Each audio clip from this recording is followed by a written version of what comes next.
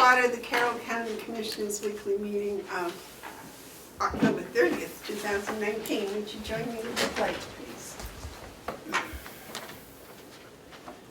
I pledge allegiance to the flag of the United States of America and to the republic for which it stands, one nation, under God, indivisible, with liberty and justice for all.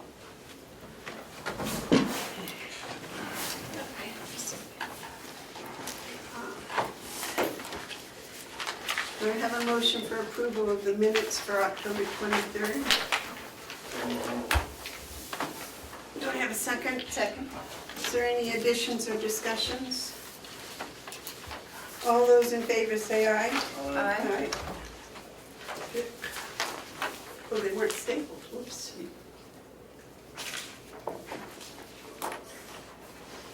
Well, I was going to dress up today for Halloween, but I figured I'd look like an Indian if I was the only one, so I thought it would be fun. You could have wore that long wig that I first saw you in.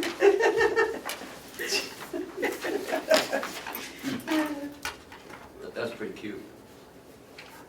My Jamaica thing. I kind of liked her hippie outfit. Yeah, that was it. David?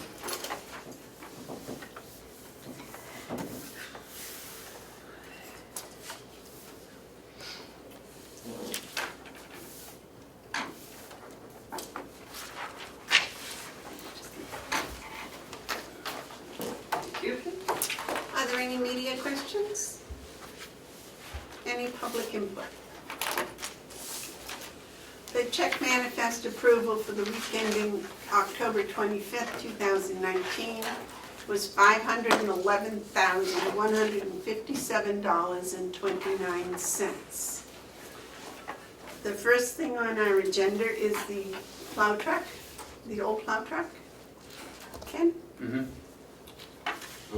Waiting for Will. Which old plow truck are we talking about? The one that we're replacing Oh, I thought we were keeping with the that. new one. No. He can trade it in for $7,500. And that'll lower the price of the new truck by $7,500. Or we can sell it outright. What do we have for a backup? We have the older GMC truck. The sander? Yep. And we also have the green dump body one that has a plow on it. And we have the back loader with the plow on it. So, do you feel like if we sell it, we will get more than $7,500? Well, that's just it. Do we trade it in or do we try to sell it outright? Do you know? What do you think, David? Is that I good? didn't hear you, what? I said, do you think if we sell it outright, that we would be better than to trade it in? They're gonna give us how much on the trade, $7,500. 55 for the truck and $2,000 for the plow. I think that's what it said. Is the plow usable on the new truck? What?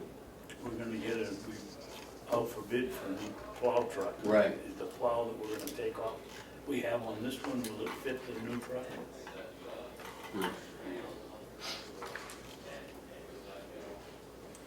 I don't know, Terry, I'd have to listen to Willie. I'm not much of a trading cards. Good morning. And here he is. Good morning. Morning. Bill? Well, we're already discussing your plow truck, so. Sorry about that. Now I'm making copies for you. Ken informed us that they'll give you a trade-in on the truck. Yes, this is the email that was sent in. Should be enough to pass them down for all of you. Thank you,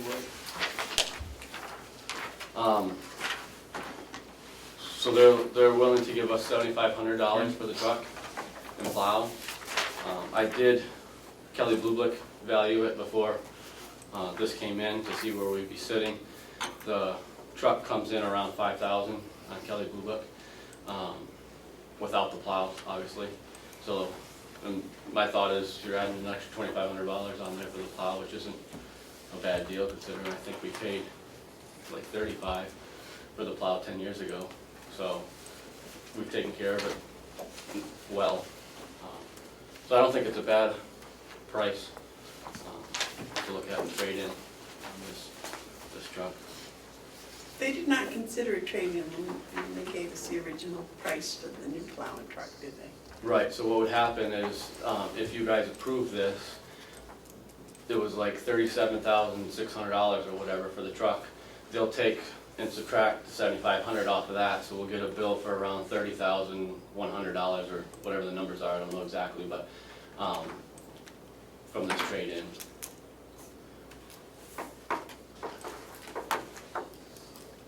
Terry asked the question, what do you think you'd get if you sold it outright?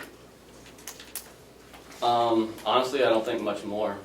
You know, most people, and that's where I'm basing that off is the Kelly Blue Book. I mean, most people, when you go to buy a used vehicle, the first thing you do is look at all the miles and you go on Kelly Blue Book to see where you're at. And they're in that ballpark with this.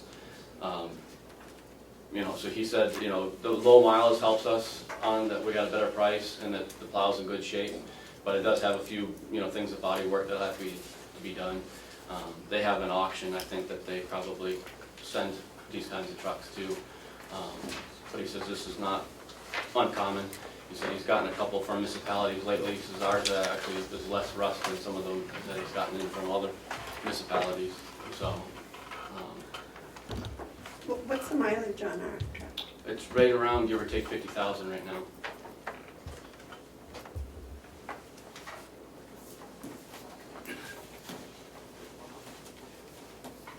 So, Will, what's your recommendation? My recommendation would be to go ahead and turn this in so that we can have a reduced price and pay less for our new truck, and then go from there. But How much did we budget for the new truck? 37, 45. 45. Such many prices come in. How about this? How about if we put it out on bid for a week and see what we get? I mean, we don't have to accept the bids, I guess. We probably have a deadline, don't we, for the truck? I don't know of a deadline. It's out getting the plow and the lights put on right now. He said probably by the end of the week it'll be done for picking that up. So I mean, it's up to the commissioners, I guess, of what you'd like to do. David? Well, what difference does it make? We're gonna buy the truck from them anyway, so why not take a week or two to see whether we can get more money in a trade-in or selling it outright? Well, I probably Can't we pay for the truck and get a rebate if we decide to turn it in? I don't know. I could ask. I'm not sure. That's what I Karen? do. I've never known them to do that. I mean, you have your chance and then you lose it if you don't take advantage of it when you buy the vehicle. I don't think you can go back 2 weeks after and say, oh, I've decided to trade it in, and where's my $7,500? Well, then we can hang on to it. But they do buy back, sorry. Yes. But they do buy back vehicles at some places, Usually less than what they give you for a trade-in. Well, they don't give you much for a trade-in anyway. Well, 7,500 is a good price, but I don't know, for a plow truck, I think we could probably get a little more. I mean, it's up to you. It's gonna need. If we sell it, whoever's gonna buy it's gonna have to replace a few things on it because obviously there's issues. That's part of the reason why we're getting rid of it. And we can sit on it and see what we can gamble and see what we want to do with it, or we can, see well, other we could put it on Craigslist for a week with a minimum bid of $7,500. Yeah. Or 3 days or 4 Yeah. days and say, we want the bid by next Wednesday. Right. Actually, what we did with the with the RFQs for the auditors, we didn't even have it sealed, they just sent them right in, you know, because it's just quotes. We could do the same, I mean, they don't have to be sealed. That way you can do it a lot quicker. Well, our bids, when we sell the other automobiles, right, they're always sealed Yeah. bids. Yeah, That keeps everything above board. okay. I don't know, what do you think, David? Well, I would see which way is gonna get us the most money out. Put it on Craigslist for 3 or 4 days and see if we get any bites, and if we don't, turn it in. Because I think when we put the other cars on, I think we got responses within the first 3 or 4 days. Yeah, So oh, if we absolutely, yeah. put it on for 3 days, yes. Not to confuse things, but I want to throw another piece of my puzzle out that I've been talking about, is that, you know, we talked last week about looking at possibly this skid steer and the rental and purchase, and I don't know if we're going to do that, but if we have some money left over, can we use that? We may have to go to delegation, whatever, I don't know the rules, but if we have money left over from this truck that we didn't spend, say 15,000, can we use that towards the rental of the machine that we need? Versus if we go out and sell this outright, that money has to go back into our general fund, and then we might not have that money available for a rental on the machine if we decide to go that route. So that's another piece of the puzzle that I've been kind of playing with, of how to juggle to get the things that we need. I'm sorry, well, I totally forgot about that. You're absolutely right. So, I don't want to step on anybody's toes, but I wanted to make sure that this was all kind of revealed of part of the plan of where I thought we could find money to accomplish these things. Well, I kind of think we should try the Craigslist first, even though it might put a little wrench in your plan for the skid steer, and just see if we get a bid over 7,500. Then, if not, and we use it as a trade-in, then we can then look at the money that's still in your budget and see about getting the skid steer. But I think we owe it to the taxpayers to try to go the most financially feasible rate, which, you know, Craigslist might be a dud, and then again, it might bring in an extra couple of $1,000. Sure. Terry? But the only problem with that, and I'm not saying we should do one or the other, is that the truck is going to be ready for pickup the end of the week? Is that, or next week? The end of the week, I told them probably that we have to nail down what the money is so that I can have a check to take to them, which I assume you guys would sign next week. Okay. Because we're nailing that down this week, so we can have a check next week. Okay. Is kind of where I thought we would be, but, you know. I'm just, I guess, Yeah. I just worry about if, you know, I understand, okay, if we get an extra $1,000, it's great for the taxpayers, but at the same time, we also have a responsibility of keeping these walkways clean for people and everything this winter, and so I'm concerned about how we're gonna move forward with that idea and where I would come up with money. Maybe you guys have other monies that we can kick in, I don't know, but I'm just looking at my own budget and what we need. This was where I'm worried too, just to keep that in mind, I guess, is my point.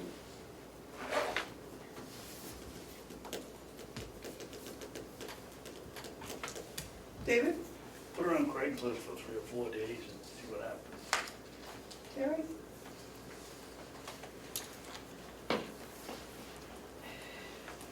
As long as we don't have to have the other truck paid for before next Wednesday, I think that's okay.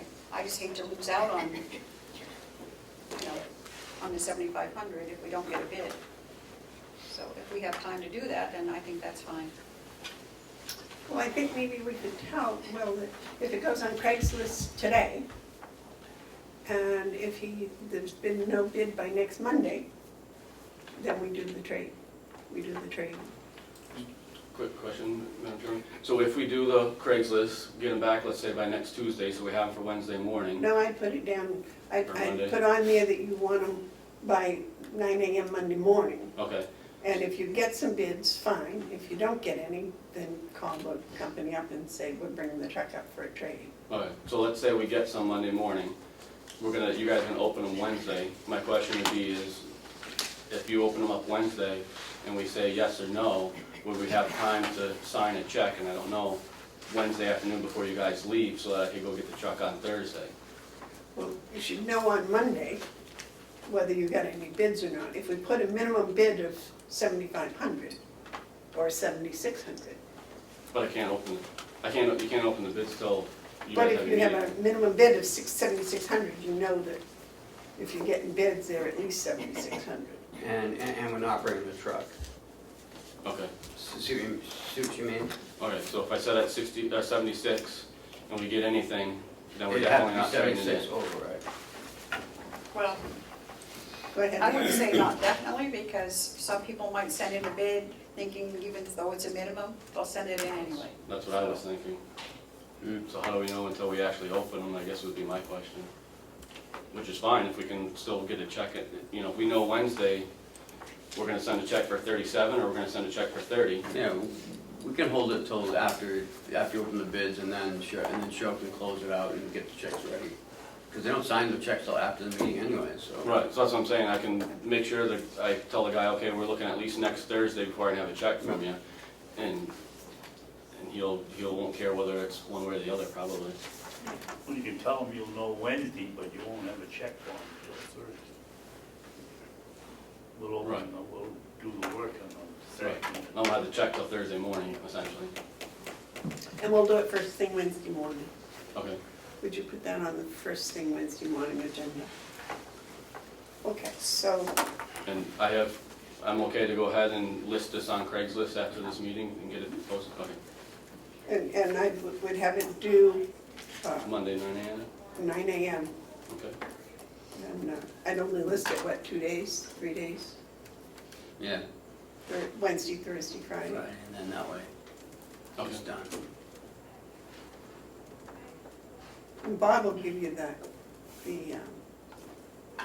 verbiage, because he's used it for selling you sheriff's cars and things. We all agreed on that one, David? Yep. Yeah. All right. Do you have anything else for us, Will?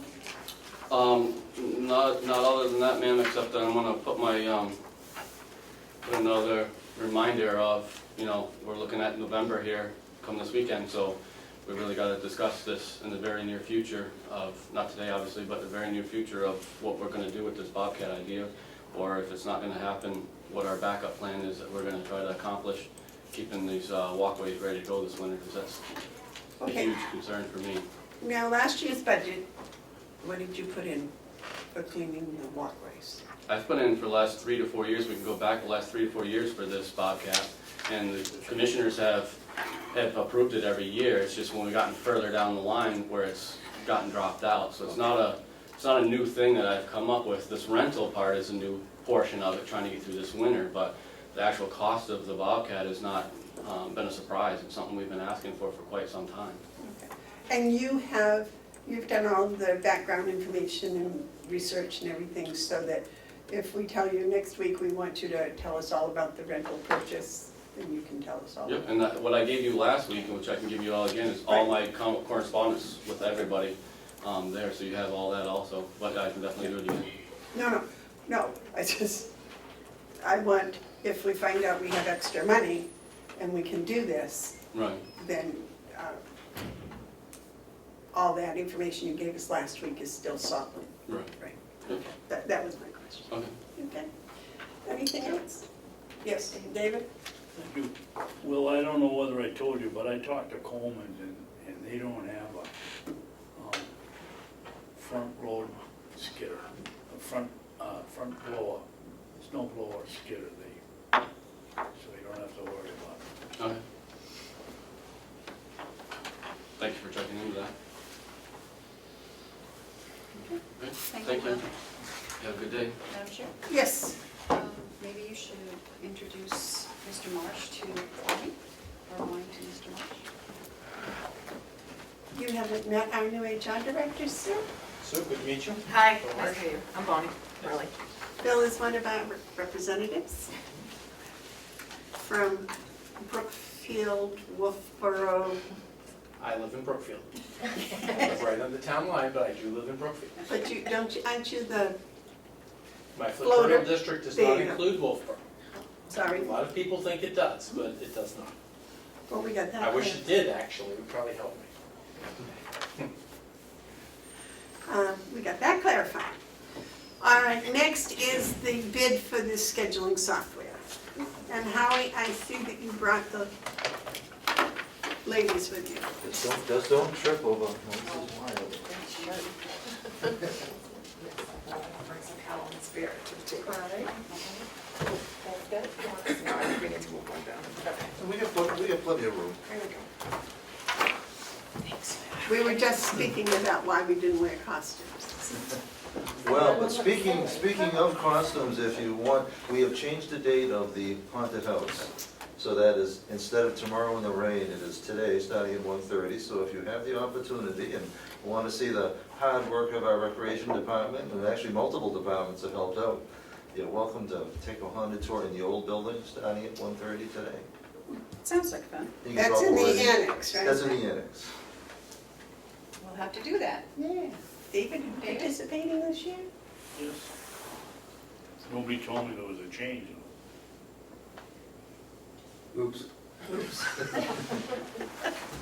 Yeah, it's not tomorrow, it's today. That's why we can't do it.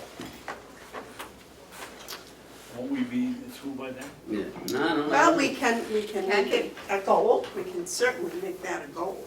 You might be in time tomorrow, but you'll So still be a don't- day late. That's my life story. Okay, so you have come to the conclusion as to which one of those bids you wanted. We have, and you should have in front of you a comparison of those.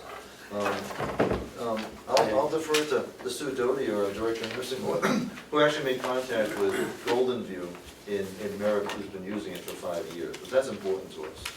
Howie, do you have any extras? Because I sent it to them, but I forgot to print it this Oh, morning. okay. Thank you. Yep, I didn't. Well, I looked at it Thank you. at midnight last night, so it looked very good to me.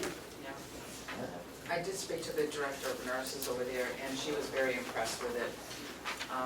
It helps manage the overtime, so when it sends a message out, it sort of picks through who would be overtime and who wouldn't be, so that helps their budget.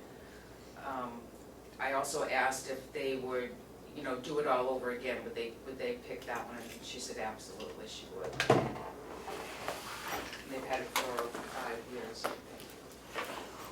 My only question was, I thought I remembered one of them was a multi-year contract. We don't do multi-year contracts. Well, that, right, so this 16,840 would be annually for how many years? 1 year. Just 1 year, No. then it'd have to be renewed? Well, what I negotiate with those who want multi-year contracts, that on the one hand, we don't really care how many years it is, as long as we have a 30 or 60 day out. Right. So that's, the multiple year contract actually would protect us in terms of, would have to say what the price increase would be. On the one we're recommending, they haven't had a price increase in 4 years. But, so we would, when the dust settles, we would not have a multi-year contract unless it had a 30 or 60 day out, no fault out. David, you have any questions? Yeah, we've done a lot of research on this, you folks, but did anybody speak to Echo up in North Conway? That name doesn't ring a bell at all. Well, they're one of the largest employers in Carroll County. They employ 6,000 people, and they do medical programs. That's how they make that's their main, and they do have a scheduling component. I don't know whether it's any good or not. But George Epstein, pretty well known around these parts, Howie, and he could at least give you the information or help you, tell you the shortcomings of these, if there are any, or the assets. I would talk to him before I did anything.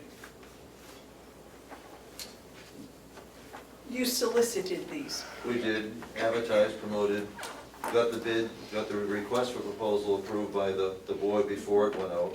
So there was opportunity for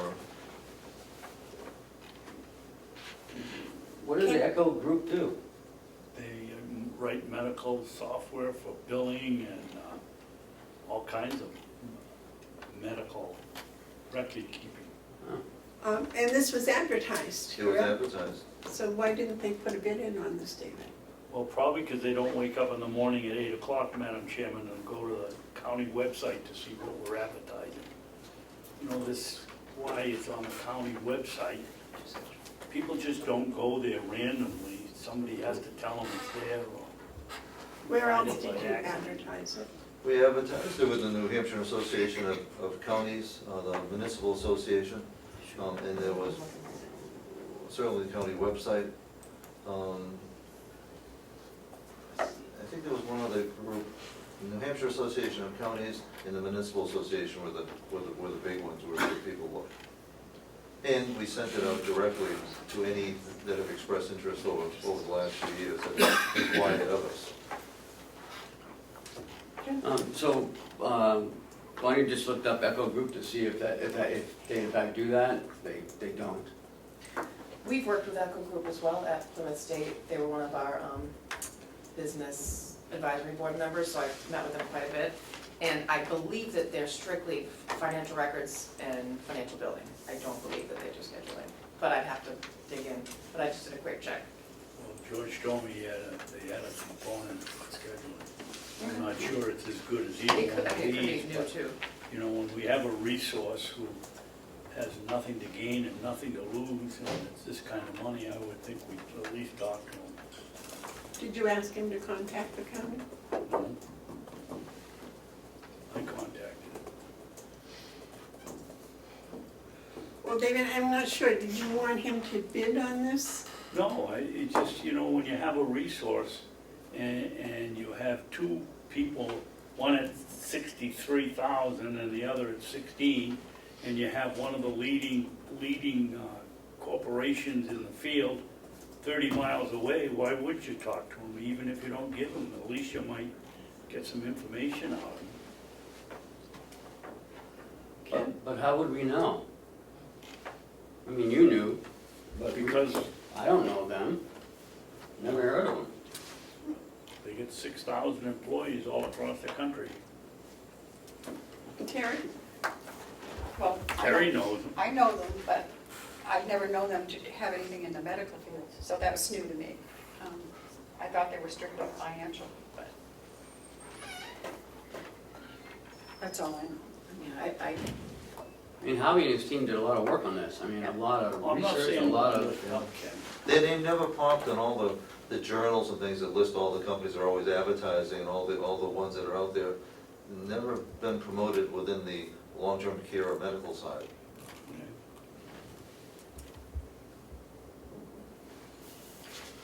May I suggest in the future, if we run into somebody that does something that might be beneficial to the county, that we ask them to contact the county and get put on their notification list or whatever, because that's what I have suggested to people that do flooring and things of that nature. I don't know how that works out, but.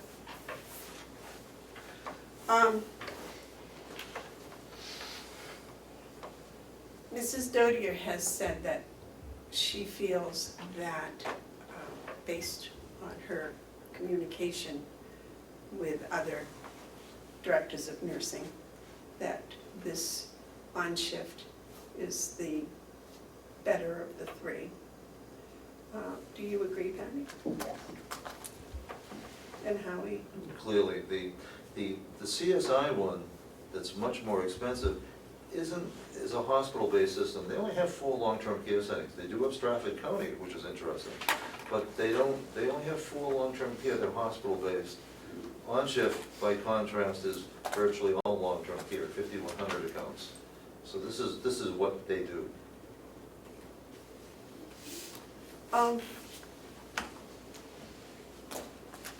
Since I know very little about medical scheduling, I bow to your knowledge and experience.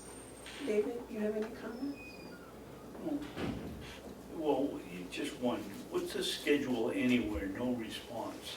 Remember the bid that came in by email that you accepted even though we didn't have to. That was all they sent. I mean, not only did they send it in a poor format, they gave us absolutely no information. The request for proposal was very specific, asking all those, essentially those 12 questions.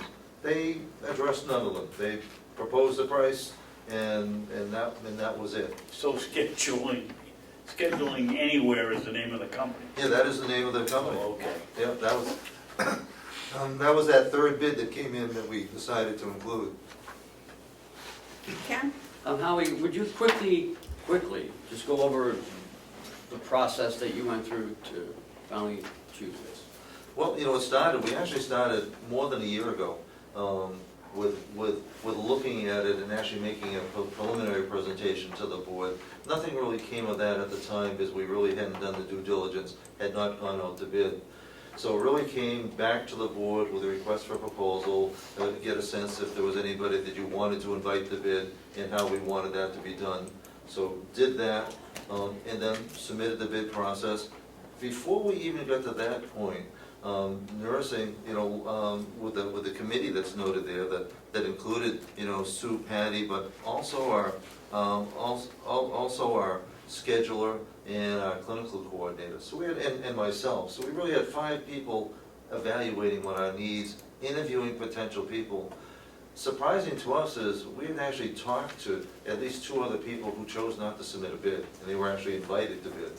So we really thought we'd have at least 5, but for whatever reason, they chose not to. So it's actually a well thought out and researched process. Right now, we are using Excel. And while Candace does a great job with that, we're limited by the tool that we have to work with. Is there any, if you find out after 30 days, there are pieces that aren't working, will they come and amend those? Will they come and fix those? This is ongoing support. The fee includes unlimited monthly support. Well, I always think of support as training, whereas I'm thinking with changing the actual program. No, this would actually be, configuring it. One of the better parts about OnShift is that they are somehow a certified Kronos provider. So it integrates with our time and attendance system. And that's an important part for us, that they can do that. Not think that they can do it, but have demonstrated accounts that they actually do it. So that'll import an awful lot of the data. But it's an eminently configurable system. And you spent time looking at everything, you did webinars with these people? Candace was online with them and along with Aaron and myself. Karen. Yeah, we Perfect. looked at 3 different ones.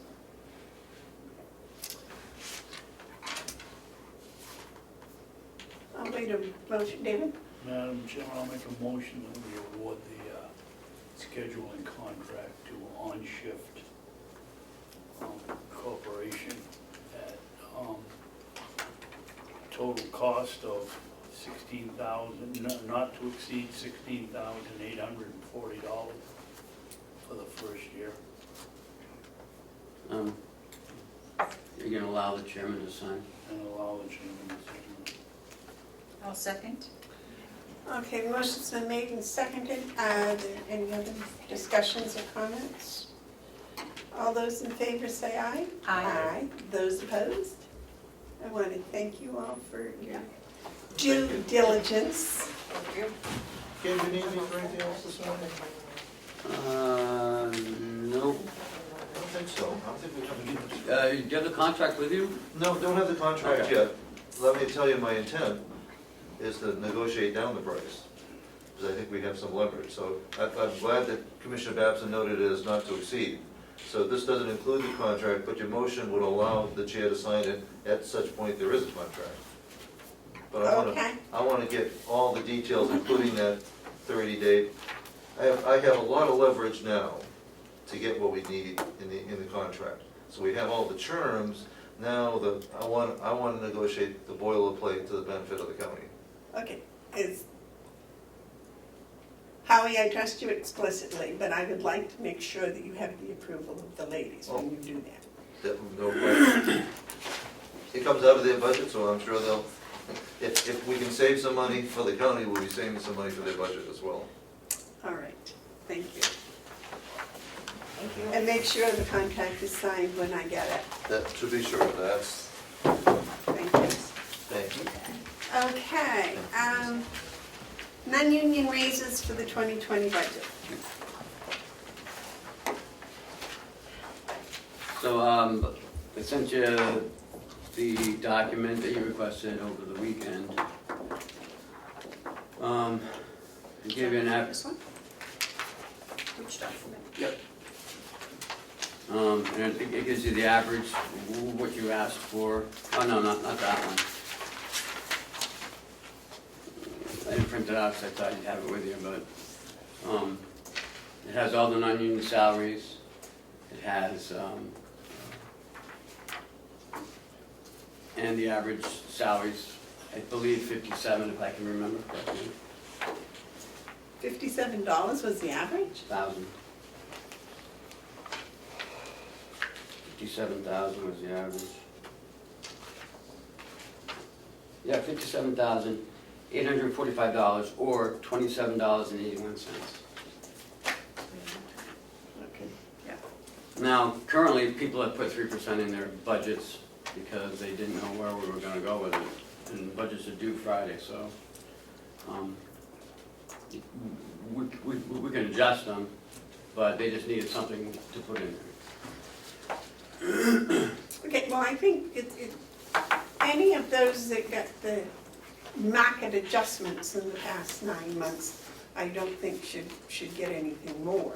I mean, they got their market adjustments. Some of them were pretty hefty. The others,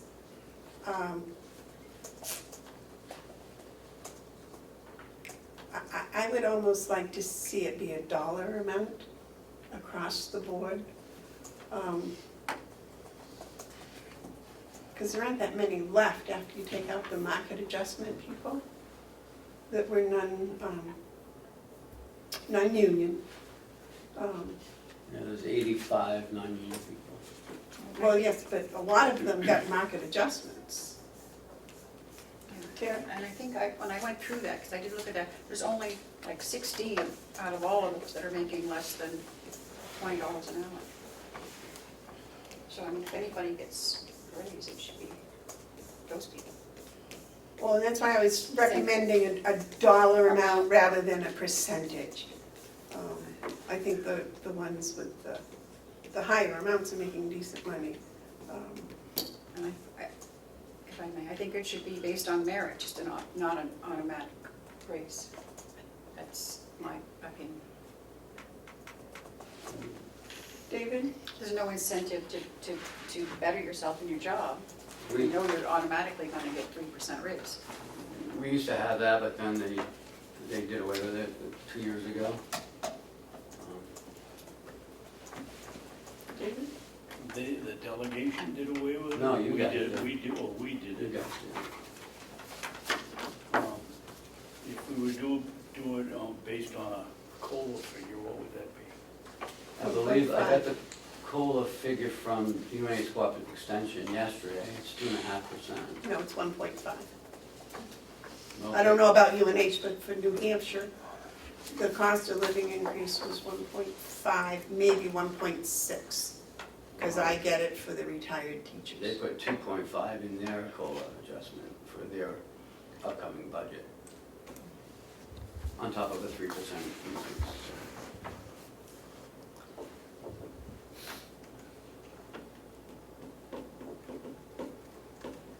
Well, that was UNH in their budget, but I'm talking about, like, Social Security was 1.5, maybe retired teachers was 1.6. But it's 1.5, 1.6 for the state of New Hampshire COLA.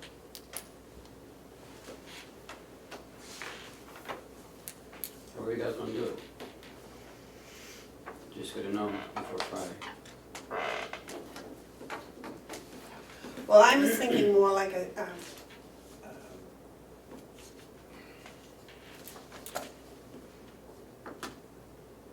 $27.81 you said was the average.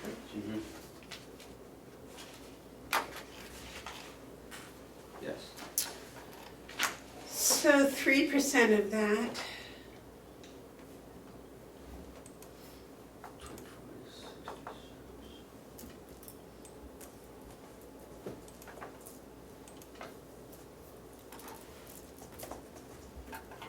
$0.83. Is that correct? How much is that, 3%? 83 cents? Yeah, it sounds right. 2% would be,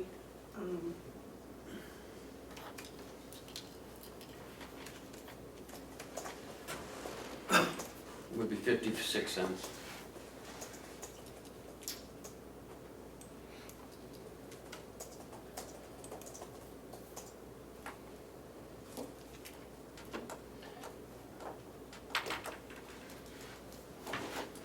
is that what you were thinking about, David? Or however it comes out dollar-wise. I was just wondering what the COLA factor would be. Madam Chairman, I don't think that we should be pushed into giving an answer right now. This is our estimate for the budget for next year. And the three of us ought to be able to get together and come up and discuss all the other options that are going on around here. And so that we try to keep a level playing ground for the playing field for everybody. And I don't think we should be pushed into having to do it. We've known we've had this budget coming up for I don't know how long, and why are we on Wednesday morning having to give an answer in 2 days? Well, I gave it to you last I think week. this came in the mail, and we brought it up last week, and this was a response to the questions from last week. But you would like another week to, Well, you know, I went to another union session, and there's other factors around here than besides just what the non-union raises are gonna be. You're gonna keep it, you don't wanna have the different departments battling each other over the money. Then why don't we go back to what we used to do and give the union what the non-union usually get? And this year it's 60 cents, which is about 2%. That's a possibility, and I think that's a good one. and that is regardless of, that's just across the board, the money figure. Mhm. But I think that these people that have gotten market adjustments should not get this 60 cents an hour raise.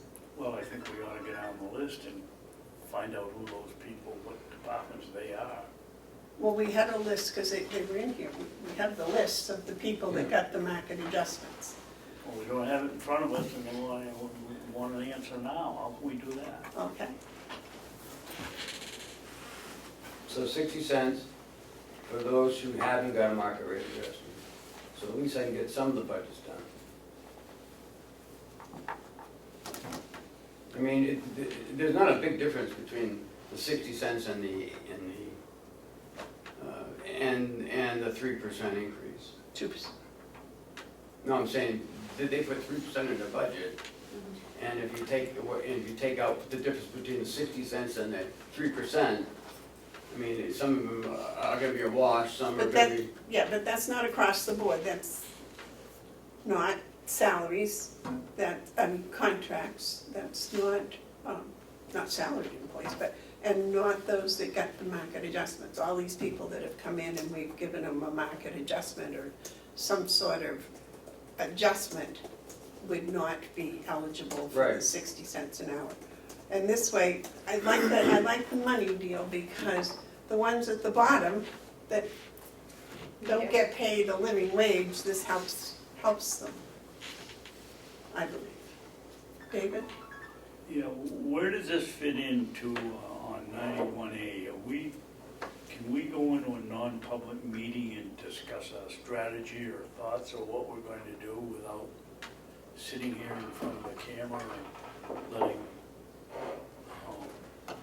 everybody know that Well, this is the budget, I think it's public information. It sounded like you were going to be discussing in 85 individuals that would qualify under, That would Non-public? qualify 91A. but generally, probably not. Right. I mean, if you're gonna start naming people, then no.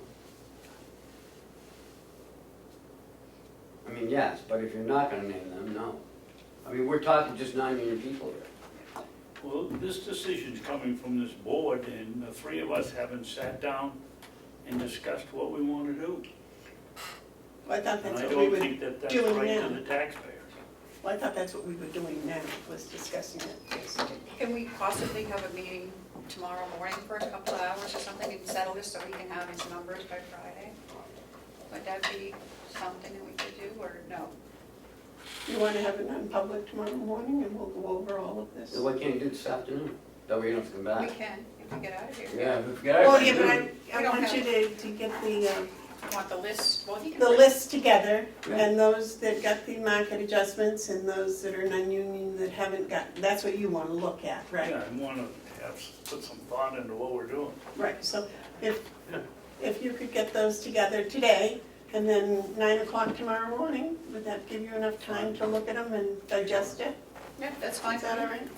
And we'll just, what I'll do is when we're done today, can we just recess, and then 9 AM tomorrow, we'll have a non-public? Is that all right? Can we do that? I don't think so. Yeah. You just don't come back out of non-public, that's all, right? I can recess the meeting and reconvene at my pleasure. As Yeah, the I'm chair. I'm just trying to think though, But I'm just giving notice, 24 hour, well, not quite 24-hour notice, but notice that we will reconvene, and that's what it'll be for. okay. I think that's all legit. If not, Mr. Comeau will tell me. Just go right over across the street. Yeah. I got a room reserved over there anyway. All right. So, and this may come into that. Next is the health insurance coverage. Yep, you guys, last week we talked about changing the health insurance from the first of the month following 2 months of employment to following 30 days of employment. I talked to our provider, you just gotta sign this letter here and it's a done deal. Okay, whoa, wait a minute. You said 30 days, is that 30 days from the date they're hired, or 30 days from the Monday after the date that they're hired, or? The first of the month after 30 days of employment. So if they get hired on November 13th, it would be January 1st. If they're hired November 1st, it'd be December 1st. So it's the first month after 30 days. Right. Has to start on the first of the month. David, weren't you talking about doing it like the first of the month after they were hired? No. I wanted to see it cut down to 30 days, and Ken said that it would be expensive, and I thought what we were looking at, or going to look at, was how much that was going to increase our coverage. All depends. Gonna be the same. We have to pay a month early, so that's a month more. But that's the only change. Right, the employee will have to start paying us right away Yep. on their first day of employment, or the first weekly paycheck that they get. That deduction will come out of their cost, their 20%. But that will be current on the first. Yep. After the 30 days. Right, because you get the 4 months and they collect a month in advance, so it all works out. I mean, the only increase is if you get a, someone comes in and they all of a sudden have a heart condition. It starts that much earlier, that's all. Oh. As opposed to putting it off for another month. Terry, you all right with 30 days after, the first after 30 days? David, first after 30 days? first after 30 days, yes. And that's what the paper is. So you vote and a signature. Dave, We have to vote on this, or? yeah. Yeah. You want to make a motion? See, I thought we had done this, but I thought we did too, but maybe not. I'll make a motion that we change our health coverage to employ. Health coverage contract terms. Health coverage contract Terms. to covering new employees, to having them be able to, eligible for medical insurance the first of the month after they complete 30 days of employment. do you have a second? I'll second. Motion's been made and seconded. Is there any discussion? All those in favor say aye. Aye. Those opposed? All right. Okay.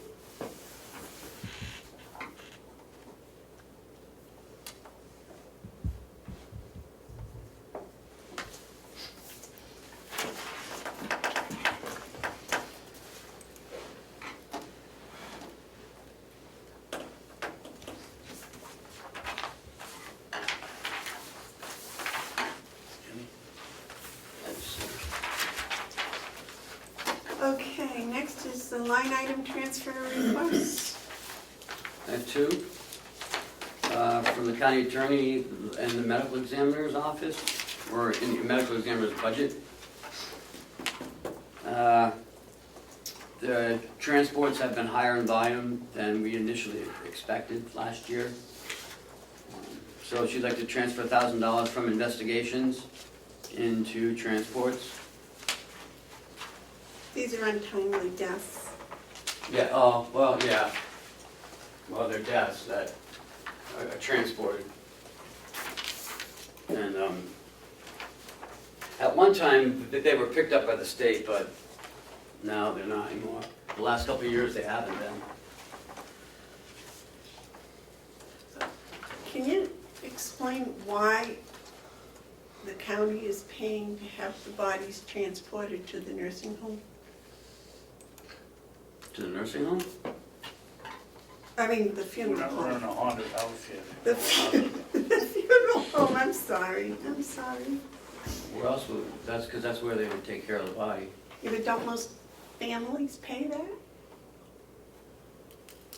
This is what's in the budget, this is what the medical examiner goes and does his thing. Right. No. As far as the embalming and stuff, that's done by the family. But if someone dies unattended, they need to do an autopsy, and that's not paid for by the family, it's paid for by the county. So these are transports for autopsy? Yes, Okay, that's understood. untimely deaths, or That's what I asked. unassisted deaths, or, Okay. Yep. Ambulances are expensive. Hmm? I just got my bill from Washington. They took me, you know how much now? Should see a med, $1,200. see a med flight. 1,200, that's not bad. That's not You're bad. kidding? Med flight's like 15 grand. Really? Yeah, med flight's 15 grand. Just take me out and shoot me, don't send me anywhere. Oh, okay, all right. Yeah, let's sign this. I'll leave that out of the note. Yeah, leave that. Okay. Somebody might take you up. It's on tape now, so. I'll wait for a motion on line item request number 23. 22 or 23? 23. I don't have a 22. I thought you said, I thought that was, you're looking for a motion to on request number 22. Did you say 23 and I didn't hear you? I meant to say 23. Are you making that motion? No. I'll make a motion that we accept the transfer request from County Attorney's Office for $8,000.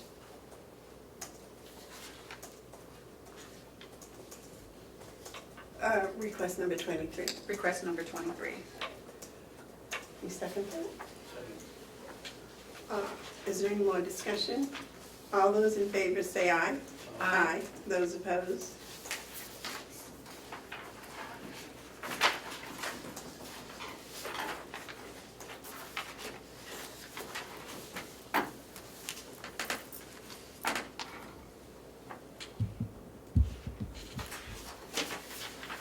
number 24, same thing.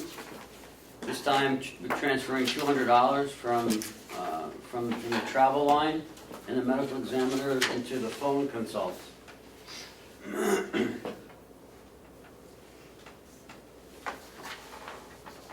Is that going to be enough for the rest of the year?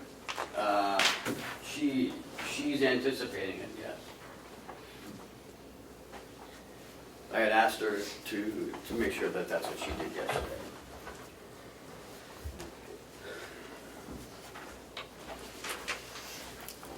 You want to make a motion, David? No, Terry, I would you want like to to? discuss it. What did you say, what did you say? He doesn't want to make a motion, but he wants to discuss it. Oh, all right. I'll make the motion to accept request number 24 from the county attorney's office for transfer of $200. You want a second? Second. Is there any discussion, Yes. David? You know, I've been complaining about, if this is the bill we get every month from the medical examiner, I've been complaining about this for the last 8 years when I signed the very first one. And the natural death in the hospital, and we have to pay, what, $140 and then $25 for the phone call, and the person's in the hospital and dies, not an untimely death, it's not. I wanna know whether someone is actually checking these when they come in, or they just see the state and initial it and send it down to us. Because nobody checks if you look at them, the mileage, the examiners they go from here to there to back again, and we get charged all the mileage. I don't think this category is very well scrutinized. Well, David, I think the last time you brought that up might have been a year ago. Well, A year ago. Yeah. And I believe that I went down and I went over I can't tell you, but I think it was 4 to 6 months of their billing, and where they went and how they went and when they went and the mileage, and I compared that to the people that had died, and it seemed quite accurate. The thing that came up in what I was investigating there was they might call a medical examiner from Wolfboro, but then they might call one from down south, Rochester or Dover or wherever. So it varies depending upon who gets the call. And apparently I could find no systematic way that they were calling people. It more seemed to be who was available at the time. And that's why that was your question, I think, a year ago, was why was it varying so? And that was what was happening. It doesn't appear to be very well managed.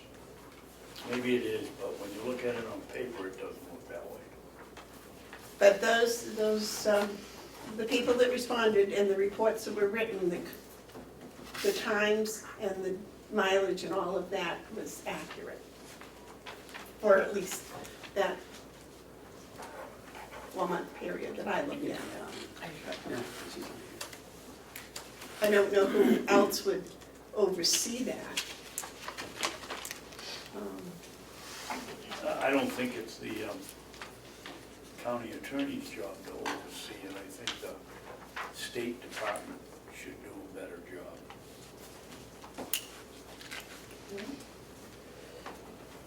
We could find out who's in charge of it at the State Department level. Dr. Marsh, do you have any information on this? I know that over the years, it's been very difficult to get people to volunteer to be medical examiners at all, and that it's significantly less expensive to get someone local to come than it is to bring a person up from Comeau.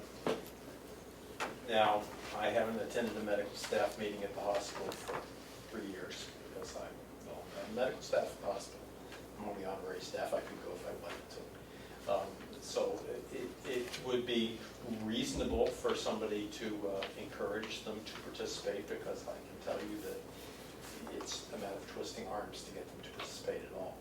But I don't believe that's ever happened in my 30 years of being here. Anybody's come and said, you know, you're really doing a service to the community by doing this, because you're saving the taxpayers a lot of money. It would be a good thing for somebody to do. Maybe somebody that was retired.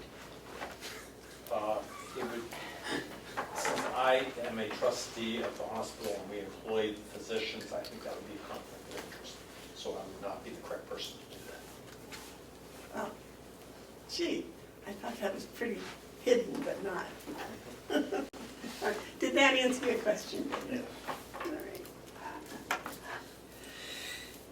So the motion's been made and seconded to accept request number 24.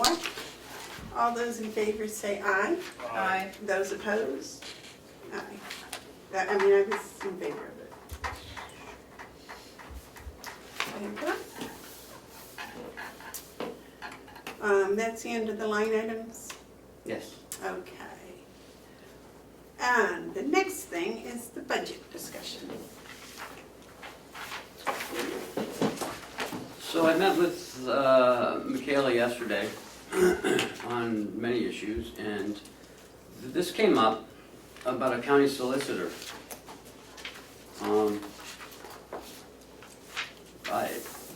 Apparently the delegation has asked her to do this, so I don't put it in the 2020 budget. I'm not sure. We spent $158,000 for county solicitor. Well, why don't we start off with somebody telling us what the county solicitor does? They would do all of the civil stuff. So instead of calling Liz Bailey, we would use this person. They could review contracts, they could,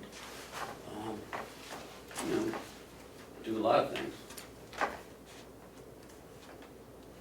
But the couple issues is we don't have space for any more people. Oh, yes, we've got a whole building across the way. We can move the whole attorney's office over there. Well, she was mentioning some other department to move over there.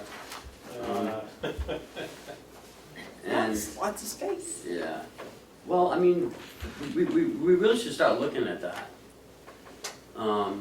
Either that space there or another little building over across the street, or, I mean, something, because we're gonna run out of space soon.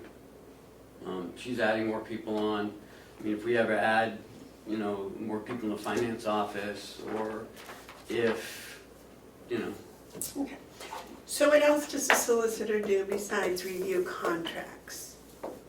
they would do everything civil. They would help us with employment issues, employment laws. I mean, this is 3 times what we're paying now. So I don't know if this is the time to do this. I mean, we've been talking about this for a little while, off and on. This is 3 times what we pay Liz now? Yeah, I ran a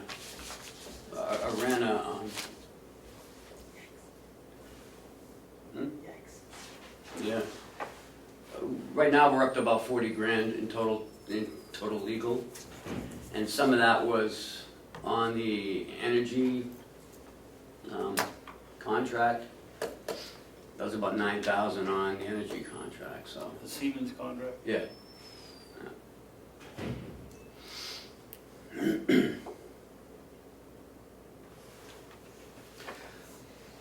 So actually, we wouldn't need a full-time one, we would need a half-time. We had talked about that. I mean, she's having a hard time to get a half-time investigator, never mind a half-time attorney.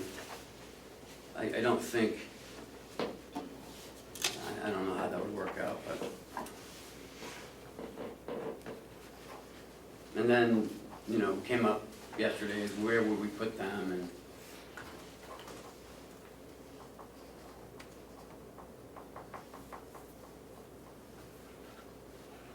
if Liz cost us a total, excuse me, I'm sorry. Go ahead, David, I'm sorry. If Liz cost us 40,000 and this would cost us 158,000, I don't see how this would be anywhere near cost effective. Well, I mean, at this time it's not, but in the future it might be. Why, we're gonna have more civil suits? Oh, God. No, you know, as we do, you know, bigger things, we need, you know, if, we have grown in the past 10 years anyways here. I don't know. Haven't we also hired some other lawyer besides Liz's office? No, I mean, we have some leftover from many years ago, yeah. But after that case is done, that's it. Can I Yes, make a comment, Madam Chair? yes.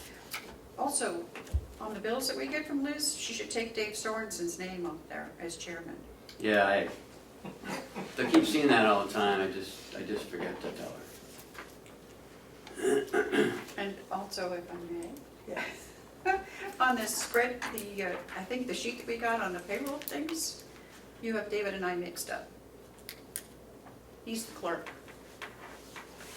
David's the clerk. Oh, it's in the system like this, so I didn't mix it up. Well, whoever put it in did, Yeah, That was left over from last year. probably. probably, yeah. Where We're are in you? that list of I don't getting raises? We can't be on that list to get raises. No. But No, we're- you're not getting raises. Well, that's what I said, we shouldn't be on that list. You're not on the list. Well, David is. Well, you're all on this list Yeah. because that's everyone who gets paid, but you're not on the raise list. No. I mean, you're not on the non-union list. I don't even see you guys. Okay, well anyways, we were back talking about this county solicitor. And it's, their salary would only be 44. Oh no, that's the paralegal. Yeah, the salary's 75, paralegal's 44,1. Then you got 13. Why would a solicitor need a paralegal? We'll need somebody to write the brief and to do the research.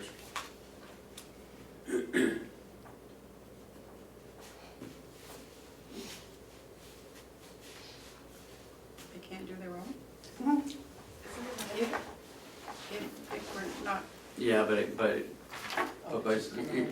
really should be separated from the county attorney's office because she prosecutes and this would be more of a, you know, for the commissioners. Well, it seems to me that in the past, when we've talked about this, it was the fact that her staff is trained to be prosecutors. Right. And civil law is not their forte. Right. Although Steve does have a couple years' experience in civil law as well as the guy who went back to Sunapee, Jeff Gallagher. He has some experience as well, so.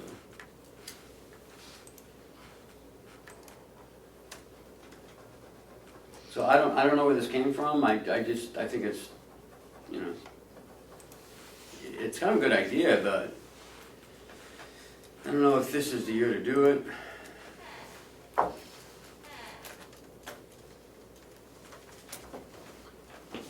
So we only spent $40,000 on legal fees this year. So far, yeah. We don't have any reason to expect it to be more, do we? Maybe another,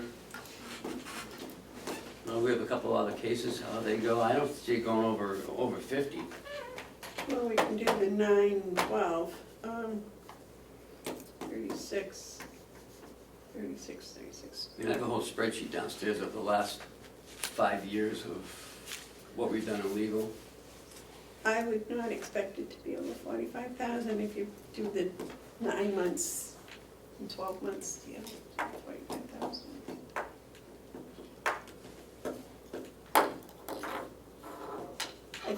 kind of expensive.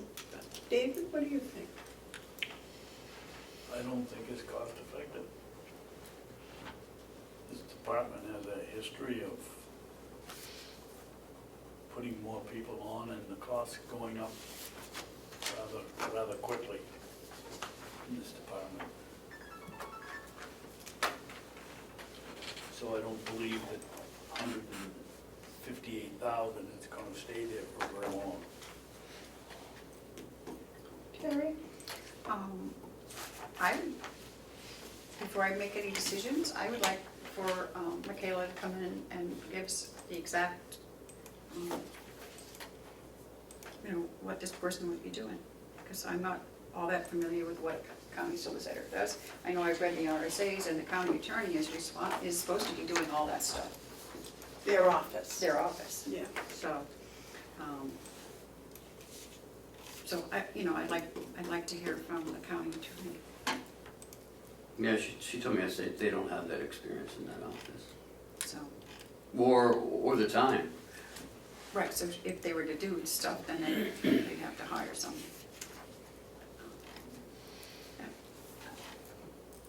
Well, I agree with you, Terry. I agree with Terry. I think that she should come in and present it like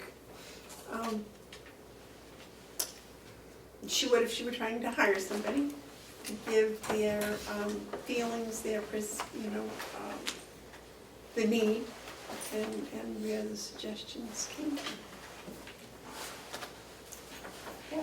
I would like that. David, does that sound sensible? I couldn't hear what you said. To hear her request as to why she's asking for it and Yes, the need. yes. Could you put her on the agenda for next week, too? If she's available, yeah. Terry, you want to do the honors? Pardon? This person just went. Oh, yes. Madam Chair, if I may, it's not on the agenda, but we had talked about having Mr. Platch come in, and so if we could take like 5 minutes, because so come on up, Matthew. Sure. Where do you want me to sit? Anywhere you want. Okay. He's going to give us a little bit of his background in the broadband, David, so we can see if we think that he's capable of representing the county on the broadband committee. Sure, I'm not sure where to start. Okay, well, let me see, but I'll fill in the little bit of the background. Ken has been our representative to the broadband committee, and the committee is zooming ahead very quickly. Mm. And everyone on the committee, I guess, has a assistant? No. No. What's the title? An alternate. Alternate, but the county does not have an alternate, and your name was suggested as an alternate. And last week when we brought it up, David suggested that we should meet with you and, get to know who you are, first of all, before we Sure. ask you to do all this extra work. It's an unpaid position, so just to let you know. I understand, And that, we investigate your Sure. qualifications. So there you are. Okay, well, I'm Matthew Platch. Let's see, I moved to Wolfboro back at the end of 2010. And up here with my family. So I still have kids in high school. And I'm an attorney. I practiced law for 33 years. Most of my work has been with the Federal Communications Commission as a county attorney. So, and most of that, a lot of that has been on behalf of government entities. So I did a lot of work for Nextel and Nextel Partners back before they were bought out by Sprint. Since then, I've represented cities and counties and states all over the country on public safety communications matters. I've served on the APCO broadband committee. I've been at the forefront of the effort to establish the public safety broadband network. And I've worked with a lot of the leaders there. And that's moving along. AT&T is going to be building out the mobile network. Hopefully they'll come to Carroll County. But living here, it's night and day compared to what you have in the cities. Our access to broadband communications and mobile broadband and just mobile communications is miserable. And the Communications Act says that citizens in rural areas are entitled to the same, are entitled to have the same, access to the same communication services available to cities, or available to citizens living in cities, living in urban areas. And we don't have it. That's not happening. That's how the wireline communications network was built out, Ma Bell. And it was funded through the Universal Service Fund, which you still pay into every month when you pay your mobile phone bill, your broadband bill, if you have broadband. So something needs to be done. And I've seen the activities that the Carroll County Broadband Commission is doing. I think they're moving ahead real quickly.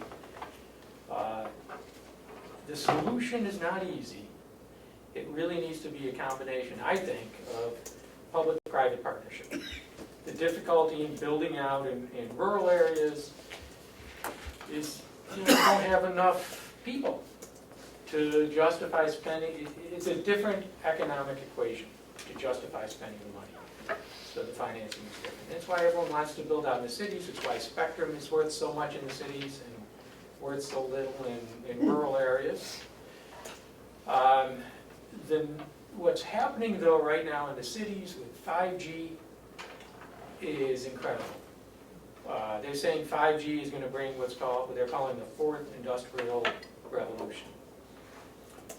And the capacity with a 5G mobile network is 100 times greater than what you have with a 4G network. The speed is just incredible. It's approaching fiber speeds. But the latency is what really makes the difference. And the latency drops to nothing. And it enables everything from self-driving vehicles to remote surgery, things like that. And we don't have it, and it's going to really leave a gap between the urban areas and Carroll County. So there are ways to make this happen, I think. There's a lot of grants available that we're missing out on. I was looking at a list last week, some 50 federal grant programs available to support broadband activities. And we have the one grant now that the committee went after and has gotten. Okay, yes. But there are more available, and it makes sense to do more. I'd like to see a combination of both. Wireline, fiber, broadband, and I think we need to improve the mobile services in Carroll County. I think mobile services are more important in rural areas than they are in urban areas, because you could be miles away from a landline if something happens. But if you have that cell phone with you, you can instantly seek help. So, and I approach this kind of from a public safety standpoint at this point, just from the work I do. So, I don't know if anyone has any questions. I don't know if that helps. I do. David? Are you available to do this work?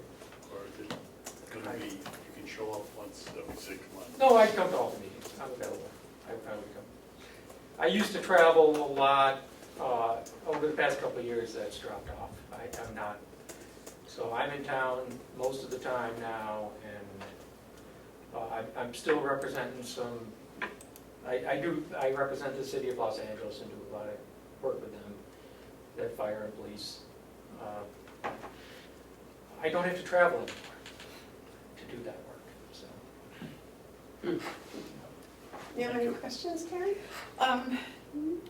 Can you just tell us why you want to get involved in that? I know your background, but do you think you have something to offer to that committee? I want to help. I want to help make a difference. I think I can. I think I could help make this happen. move us along. I want to see better coverage in all of Carroll County, not just in Wolfboro. Wolfboro has some coverage that is a little better than other parts of Carroll County right now. It's still not, as far as I'm concerned, it's still not where it should be. But there are places in Carroll County where it's just almost non-existent at this point, so. And you know that Ken is our representative and you would be his alternate. So, Yeah. okay. But a lot of meetings are on Wednesdays, and I can't go to the Wednesday meetings, so that'd be That's why we perfect. should have, yeah. And if I might add, I have talked to Rick after he had spoken to you. Yeah. And and Steve are excited. They think that you would have a lot to offer and they would really be happy with you. So Okay, thought you'd like to know that. that's nice. No, I'm happy to help. In all honesty, if I might say, I called Rick after he had talked to you, and I just wanted to make sure that, he was all right with that before I brought you in, so Okay. Oh, good. they're very excited, actually. Okay, that's great. But I also contacted them, I must confess. Well, because they have worked so hard on that committee, and I just wanted to make sure that, everybody was compatible. They've accomplished a lot Yeah. in just 9 months. I mean, and I know that they're putting in a lot of time to make that happen. So, Any other questions, David? No. Karen? Okay. Well, I thank you very much for taking the time to come in and talk with Well, us thanks this for- morning. thanks for considering me. Can we make a motion now and just get, I'll make the motion that we, okay, Mr. Platch to be our alternate for the broadband committee, if it's okay with Ken. Well, absolutely. You want a second? I'll second it for discussion. All right, discussion? Why don't we make him our representative, since we have to be in these meetings on Wednesday when Ken is supposed to be in 2 places. I know he's good, but he can't be that good. Ken, how do you feel about being demoted? Well, I wouldn't be demoted. I'm still a secretary, so I would, We'd make you- I would take the minutes. But yeah, I don't mind. If he wants to be the nominee, I'll be the alternate. You look like a perfect alternate to me. Absolutely, I'm happy to be either. absolutely. Trying to- Would you like to amend your motion? Yeah, I'll amend it to move Matthew up to our representative and Ken to our alternate. If Matthew, but he's the clerk, so that, I don't want to be the clerk. No, I'll still be the clerk. okay. We only get 1 vote, so you two have to agree anyways. Yeah. Okay. Would you second that, David? Second. Okay, all those in favor say aye. Aye. Those opposed? Congratulations. Well, thank you. Okay, you've taken on a full-time, unpaid job. Welcome. I'm supposed to get a letter of Yeah. some sort to present to the committee. We'll do that next week, Okay. and then I'll also slip in there that you're the secretary too. So, Oh, no, the poor man said no. I heard that loud and clear. The minutes from the meeting wouldn't be sufficient? They probably would. well, they need the minutes too, but they need Yep. the vote and everything. Yeah. Yep.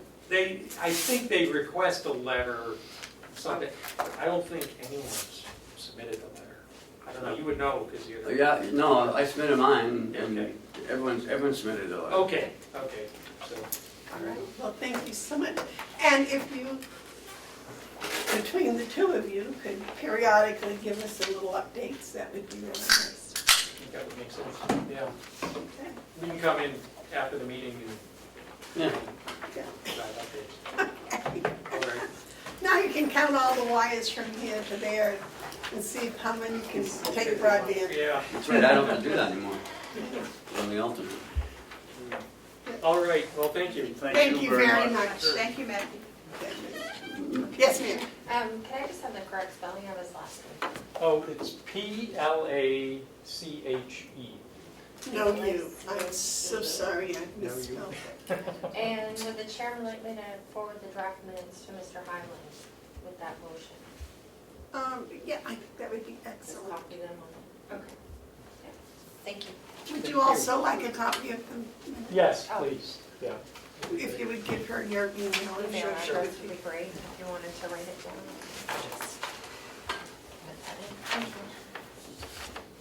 Okay, I believe the next is the assessing bid for Hales location. Yeah, I got a little email from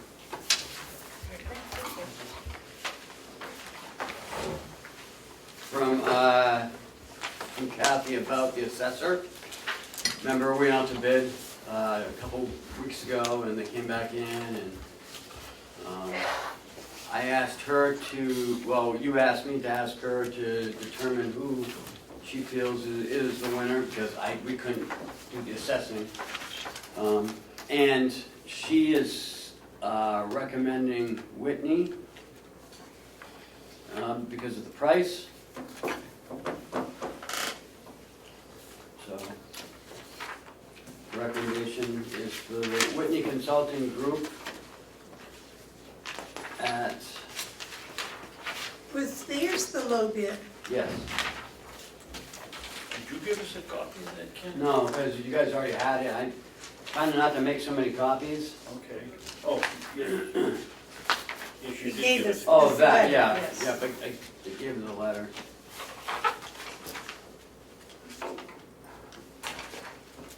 So I guess we need a motion to accept Whitney. Let's see the price. Oh, the total price is $7,500 for the year. For a Whitney.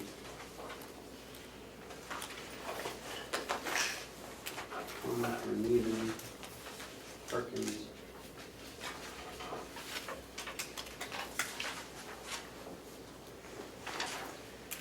So much looking glass. Whitney's was a what? Is that, looks like 21.5.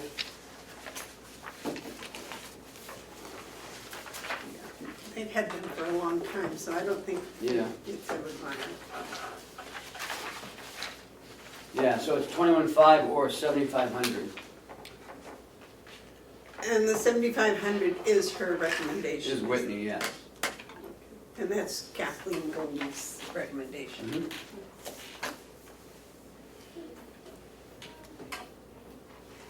You want to make a motion, David? No.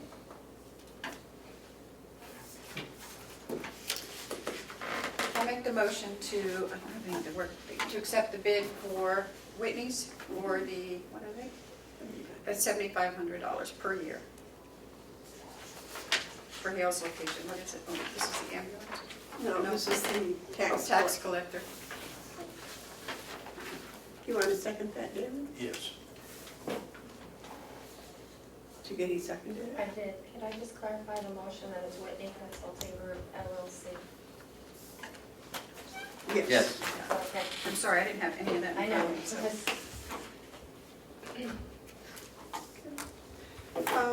All those in favor, say aye. Aye. Aye. Those opposed? Okay. And the second is the ambulance, is that correct? or- Yeah, so, no, I told her about that. You guys had awarded it to the Conway Ambulance We Company did that last week. last week. Madam Chair, Yes, David? on Kathy's letter here, my recollection is we put in for 2 students in 2019's budget for education for Hales location students. He said we didn't put any in. Didn't we put 70,000 or somewhere in that vicinity? In 2019's budget? I don't have their budget with me, so I don't know.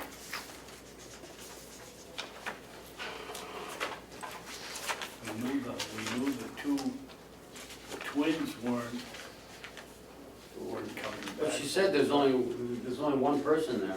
Yeah, there's only one person, but they say she can't pay, she wants to pay in January because we didn't put it in the 2019 budget. I thought we did. I don't know, I don't have it with me. Well, in 2000, Budget. Do you have it? Okay. What are you looking for? The School school budget. So the tuition, appropriation for tuition, yeah. education tuition for 2018-2019 school year, 2 students. Right, $70,438. that was for 2018-19. It was from 18 to 19. Now we're in 19 to 20. So it'll be in this budget that, Yeah. that she just In submitted. this budget, the 2019 budget. That hasn't been approved yet, No. right? This is just on the county website. But it's my understanding that we didn't spend any of that $70,000 in 2018-19 year. Did we have a high school students in 2018-19 year? Yeah, I think. We had elementary. No, I think the two twins didn't go to Florida. They stayed and graduated with their class at Buchanan. So they used But up the this whole. is the 2019 budget. Why, we've already signed that budget, why wouldn't it be in it? You haven't signed it yet. I don't think she sent it down yet. Because I haven't even done my budget yet. So I know she hasn't done hers. Hers comes down like in December time frame. And I think she budgets the Okay, you're talking about 2019. 1920, year. not 19, just the 19. Right, because it would be the 19-20 Right. school year. Well, wouldn't we have put the money in the signed budget in March for 2019? That's in the Hales budget.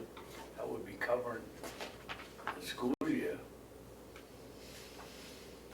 Hmm. Well, that's the 2019 No, budget you have on your website, right? On the, yeah, it is the 2019, but I just noticed at the top, the final Hales 2019 budget isn't on the county website. That was the proposed, so someone would need to check and make sure what was proposed is actually what happened. I don't have that. what's the proposed, Melissa? Is there a figure for either 35 or It was the 70,000? 70,000 number that I gave for two, it says 2 students in the notes, And that's 18-19. proposed for 2019's budget, yeah. So I'm sorry, The approved budget isn't on the website. not for Hales. Shouldn't that be on the website? Should be. Is there a Hales budget button? There is, and I looked under 2019 and that's the one, but when you pull it open, it says proposed 2019 at the top. It's not the final signed one, it's just what she had proposed, because there's other notes on it as well. I'm not sure. I'm not sure if we even got it. The final one. You know, because Joe was doing that stuff. I mean, I know he hasn't, because he pulled it up on his phone one day, remember? Right. And the So- delegation, I'm sorry, Maybe what you should do is the check. delegation had to approve it, I think didn't they do that in March? Yeah, they did the same time we did our budget. Yeah. So there is one more. So would you get it up on the website? Yeah, if I can get a hold of it, I will. Okay. Any other questions, David? I have a question. So did we just award that? Yes? Yes. The motion passed? For Whitney's for Whitney's? 75,000, 7,500, is that correct, Melissa? Yes. And we voted unanimously. All right, so that's done. All right, Carroll's location business.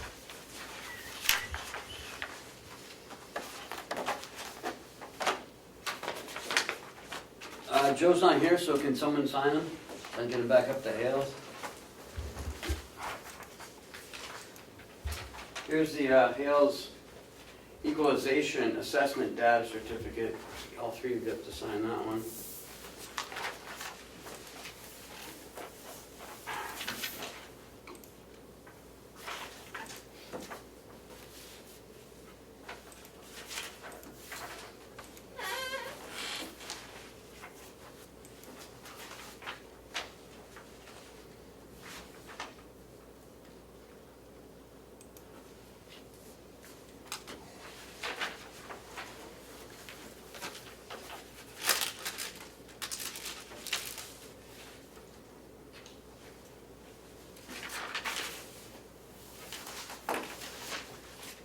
Do we need a motion to sign this or just sign it? I would always have a motion when all three of you are signing. David, do you want to make a motion? I'll make a motion that we sign the, if I can see it back. If we sign the equalization, the municipal assessment data equalization certification at Hales location. I'll second. All those in favor say aye. Aye. Aye. Next is North Conway Water Precinct check for $81,654.37 for fire suppression.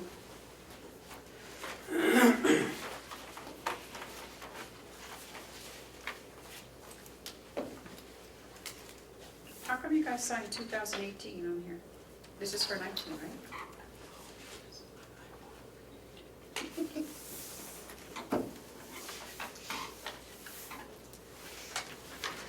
David? I think that should be in there.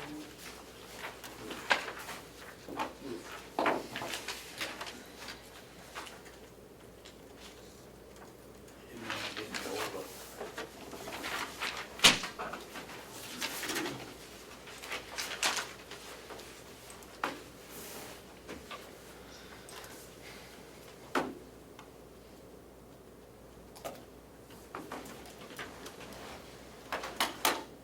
Is Joe not coming today? I didn't hear from I him. haven't heard from him.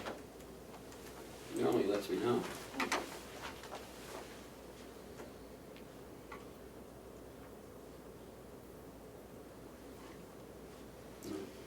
I got a phone call from him last night from an answering machine that said if I could call him before 8 PM. If not, don't. So it was 10 o'clock, 10:30, that's why I didn't call him. Hmm. That's how the bill for the fire suppression is calculated. Yeah, every It says every year. value times, wow.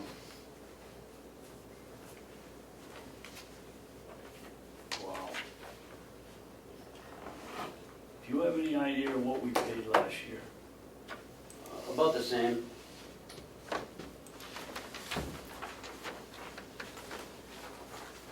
That's scary. Next one is for the town of Conway for. Well, wait a minute, we need a motion on this one, David. He held it so long. I'm not gonna make it.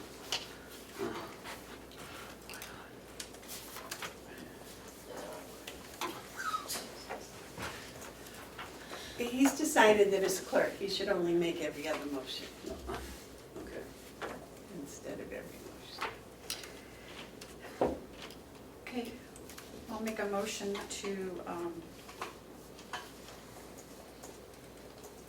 accept the bill from North Conway Water Precinct for Hales location in the amount of $81,654.37. Can you repeat the number, please? $81,654.37. Thank you. You want to second that, David? Second. All those in favor say aye. Aye. Aye. Joe has to sign it. We can get Pam if you need him. Yeah, I'm gonna have to pay him some. The town of Conway for $1,714.87 for registration.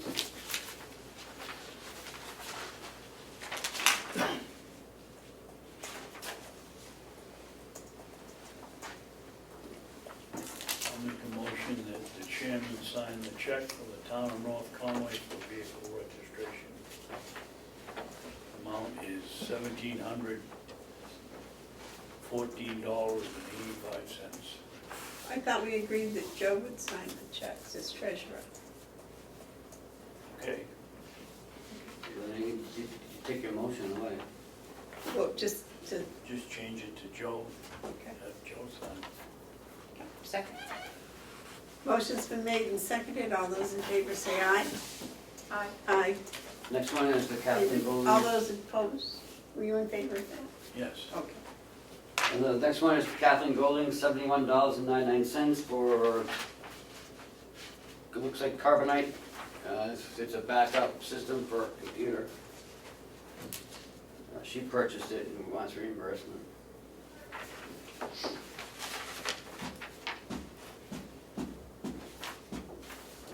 I'll make a motion that we reimburse Catherine Golding $71.99. We repay her for the carbonite backup system that she paid for. And have the treasurer sign the check. Second. All those in favor say aye. Aye. Now, the next one is Kathleen Golding's paycheck, $1,000.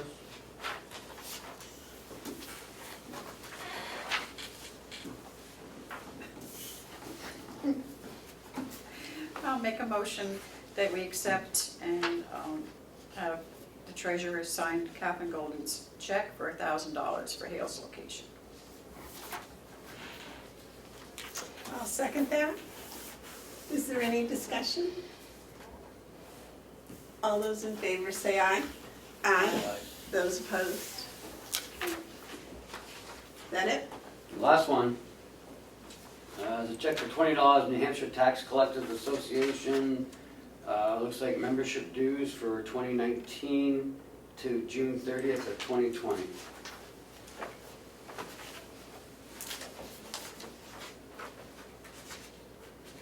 I'll make a motion, we sign the check to the New Hampshire Tax Collectors Association, $20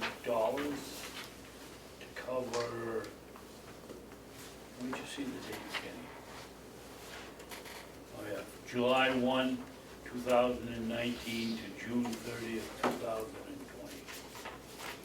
I'll second. And the treasurer can sign the check. All those in favor say aye. Aye. Aye. And the next is just bank statement and revenue received for $14,297 from the town of Conway for motor vehicle registration. Those are just FYI, right? Yep. Do we have things left in the yellow folder? Yes, but it's non-public.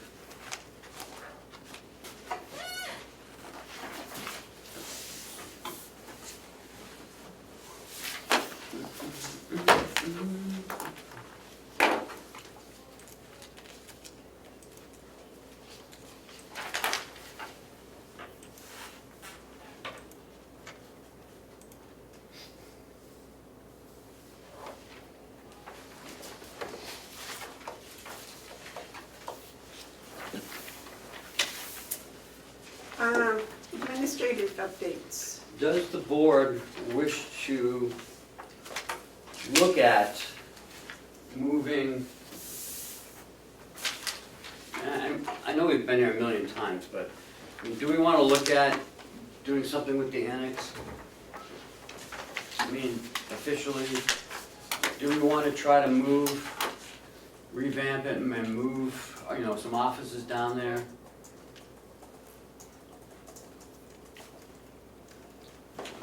Obviously, I have been saying that for 3 years, so I am still definitely in favor of it.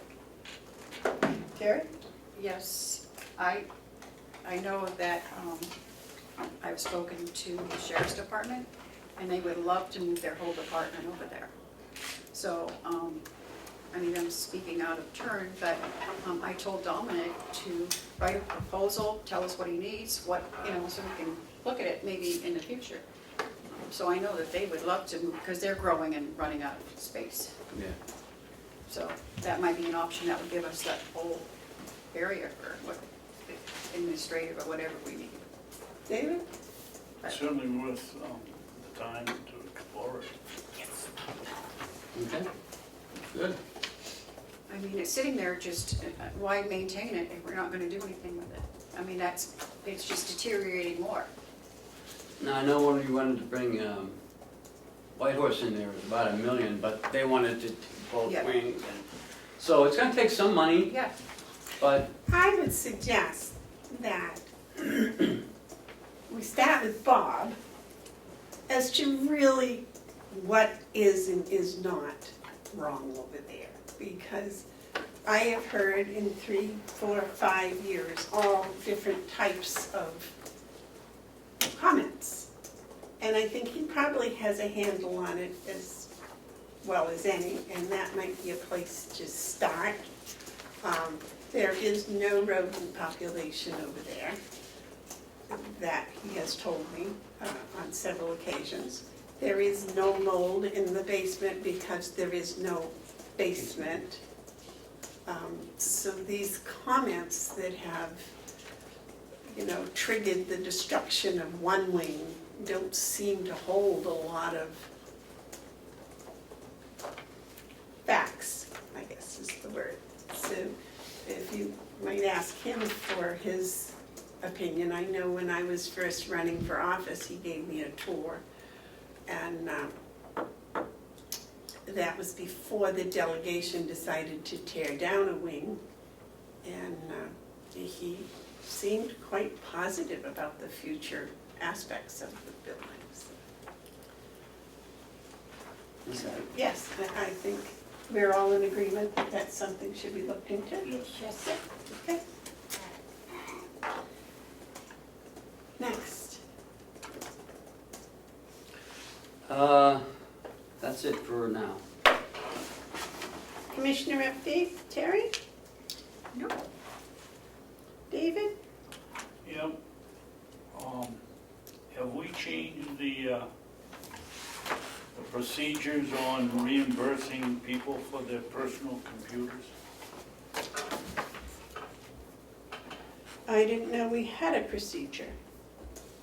Well, then let me ask you another question. Do we reimburse people that work here for their personal computers for parts that are damaged? I don't think that's appropriate if they're using their own computer, but I can check. Yeah, I don't know. Do we have any procedures about that for personal equipment being used here? No. Well, then I would ask you two and Joe, why you signed a check to purchase equipment for somebody's personal computer? Because I was under the impression it was used here. How can it be used here if it's a personal computer? I bring my personal laptop in a lot and use it here. And I use it mostly when I'm here for county business. I take it back and forth with me because I like to have it on my laptop where I'm available. So you were aware you were signing a check for somebody's damaged personal equipment for their computer? Well, I understood it was a request for a replacement of something that had broken here. Now, whether it was their personal equipment or not, I must confess, I did not investigate it that much. Well, I can tell you right up front, I wasn't signed it. Well, it was, Manager. Yes. We're talking about a cord, a computer cord. Is that the one that we signed? It was for an Apple battery, the cord and Yes. everything? Yes. That was used here, and my explanation that I got was that it's brought in, and so when their computers go down, she has a computer, her own laptop, that's not on the system, so they can still use it, but it's not in the compound system. And I understand that happened one day last week. All their computers were shut down because of some kind of a virus threat, but they were able to use the laptop to look up information because it wasn't connected to the in-house computer system. And her cord broke? Yeah, David, did you so speak with the person involved? Yes, And did you get an explanation? yes, but I didn't like it. We have a whole computer system here, and I don't know why we're paying for somebody to have their own computer here. I don't know how you break a power cord if you run over it in the parking lot, or, if it was a power surge and it blew out, yes, I might be generous enough to think about paying for it. But I don't know how you break a power cord in an office if you're trying to kill a virus. I just think you know, we have procedures here, and one of them isn't you come in here and you go out and buy something and then you have no approval from anybody, and then you turn around and send in the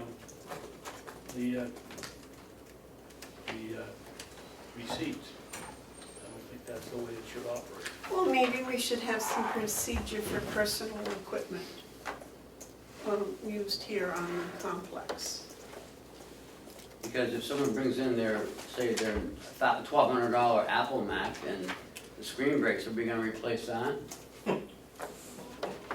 Because I'm gonna bring mine in next week and I'm gonna break it. Come on, so I I can shouldn't bring it in and It's, sell it. I think we're, Dr. Marsh, is that your personal? Yes, and I wouldn't expect you to do anything to it if I damaged it here, so it's mine, and I use it for whatever I see fit to utilize it for, including what I would like to talk about, so, you know, that's fine, it's mine.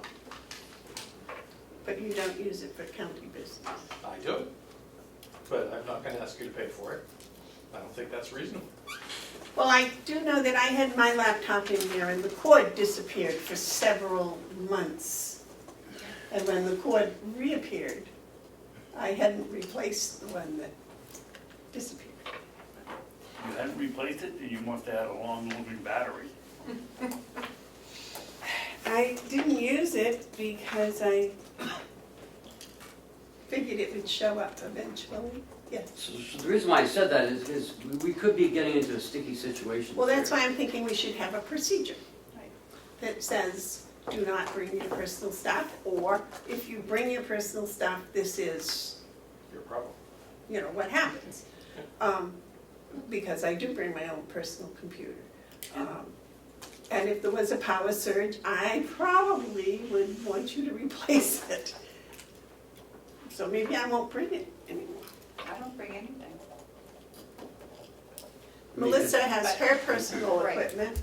And I'm just thinking, what if the ceiling just like go right now and Yeah. what would happen? Actually, we have insurance You that have covers insurance, those things. so then there, $1,000 deductible. therein lies the, So maybe, Solution, maybe we should insurance. come up with some sort of procedure, with personal equipment, because I'm sure there are other people that bring personal things in, especially in the nursing home, or whatever. So we should probably have a procedure. Well, if it's a resident's personal property. No, I mean the nurses We would and the replace nurses' aides Yeah. and things.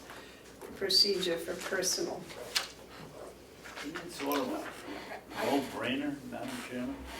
And Terry, you had a comment? I mean, if we're gonna do a policy, why don't we just say no personal equipment? I mean, Yeah, if that they need makes it, it easy. I mean, then that's alleviates all of it.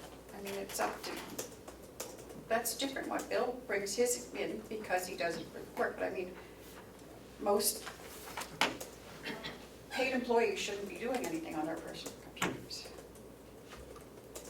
And they And shouldn't they- be if putting they county need- stuff on their personal computer. Right. If they need a separate computer that's not, it's not on the net, then we should supply them one. Mhm. It's not And you're like- right, I shouldn't be using my personal computer to do county stuff. Well, I do at home, but. Yeah, okay. Okay. So is that what you guys want next week, a procedure or a policy, or what do you want? I guess we need another policy. Policy, yeah, you guys, oh, that's. Who writes policies? Policy to This breathe. is gonna be our first policy. Oh, no. Oh, no? Well, first one here. Yes, there you go. All right, any more commission updates, David? Policy to breathe. Yeah, we had a sheriff's bargaining session the other day.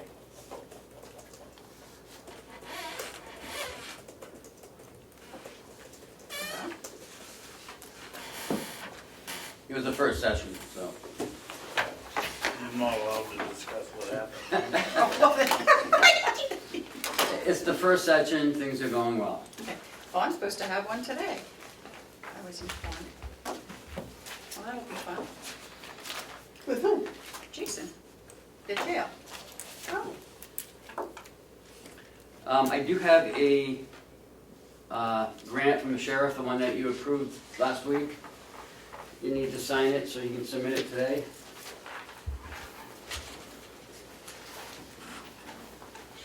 chair signs. This was approved, wasn't it? You guys, it's the same opioid, you know, the $15,000 one. Yeah. We talked about it last week. Did they make a motion for me to sign it? Not yet. David, do you want to make a motion to sign that?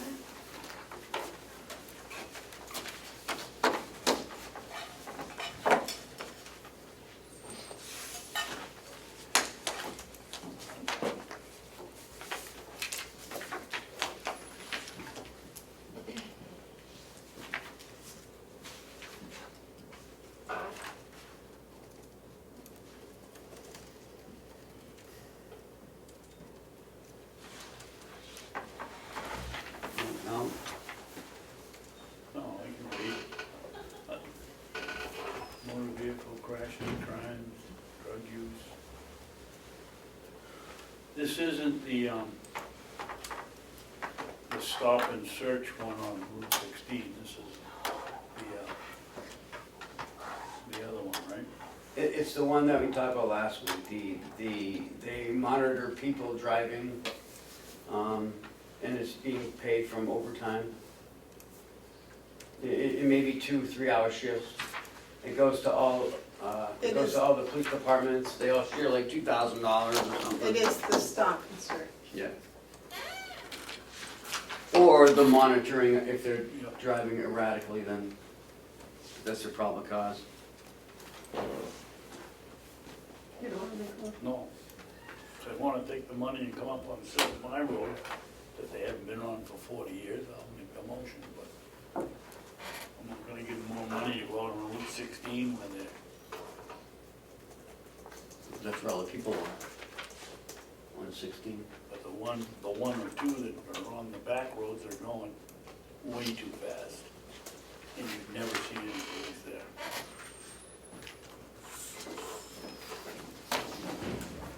Is that still a state road? David, is that still a state road? It's a state road, and in 46 years, I've seen one state policeman on that road in 46 years, stopping and with radar. Never mind just passing through. Whatever. I make a motion that we accept the project application for the State of New Hampshire Department of Safety Law Enforcement Substance Abuse Reduction Initiative. And that we give the chairman permission to sign. I will second. Is there any discussion? All those in favor say aye. Aye. Aye. Aye. Those opposed?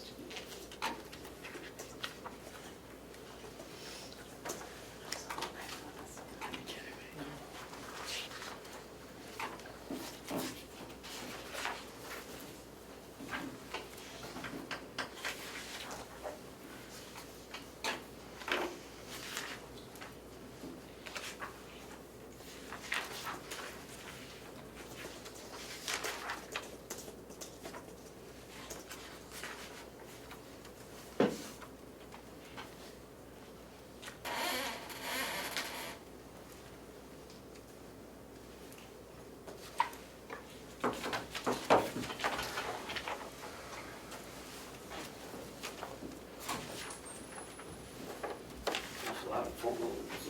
There's only two signatures, I think. I just wanted to go through and make sure that I hadn't missed any. And that doesn't require a date. Thank you. Any other commissioner updates? Tabled items? No, yeah. Media questions? Yes, I got sir. a few. State your name and where you're from. Dim Steer, Conway Daily Sun. So it's my understanding that the ACLU will be coming in a couple weeks? No, No? no. They totally cancel? The- They are coming. No, they're not here today. That was when they were supposed to come. They're Right. not here. Our schedule's really busy from now on. We have budgets to do. Oh, okay. So, it sounds like you're not interested in hearing from them? I'm not. Commissioner Babson? Madam Chairman, this is a board, is it your decision to say the ACLU can't come in here, or is it the board's? It sounds to me like you made the decision and I oppose that. I had nothing to do with their not being here today, I'm not David. talking about that, you just made the statement that they won't be coming in here. And not in the near future because we are busy, we have budget meetings. So you did make the decision. Well, they won't be coming because we're doing budget, yes. We're going to be very busy. After that, if they want to, I'm not interested in listening to them. That was what he asked if I was. I'm not. Fine, well, I'll make a motion that we invite the ACLU to come in here on any Wednesday that they would like to discuss the MAT program. Is there a second? Motion fails due to no second. You have a comment, ma'am? I personally don't have a problem if they contact us, but I have no reason for us to reach out to them. They, can I explain Yeah. for 1 minute? They contacted me, and they were supposed to be here today, but they got pulled into a federal case. So they can't come back now until the 13th of November. And that's the week we're doing budget every day. Well, not on Wednesdays, we're doing regular commissioner meetings on Wednesdays. But, no. It's budget season. Budget takes precedent. Well, Madam Chairman, we've let everyone else who wanted to come to these meetings come. I mean, We had an opening for them today. They were scheduled for today. I had 12 people I had to call and tell not to come because they were no longer on the agenda. Okay. I believe Mrs. McCarthy also had people she had to notify not to come. So, Well, they're gonna come on the 13th. Whether they come in public input or, I don't know. Madam Chairman, Mr. Baxter? could you tell us who the 12 people are that you called and not, told them not to come in? No. Why? Because that was a one-time request. Whether or not they come again, I don't know. But I don't want them to be harassed. Who's gonna harass them? I have no idea. It looks to me like you're running this board as an individual, and I don't like it.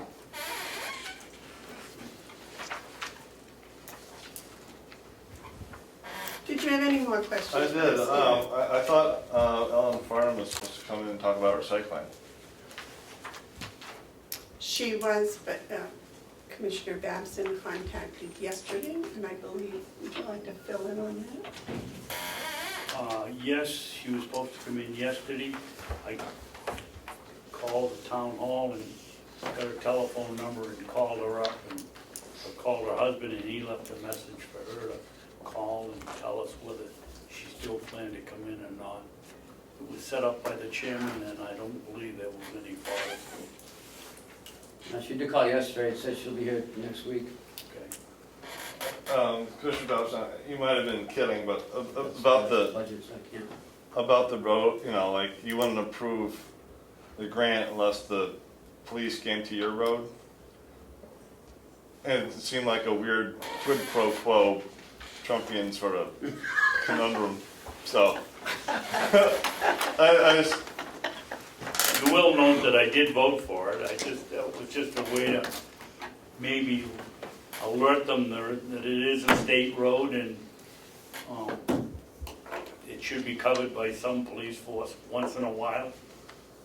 and you're trying to get them on back roads, but not necessarily your road? No, my road's fine. I'd like to put mine on the head of the list. Okay. You're gonna have some fun writing this article, aren't you, Dave? Why not? And how much was the power cord, and what virus threat, what department are we talking about? And that seemed fairly important, that if a department was shut down because of a virus threat.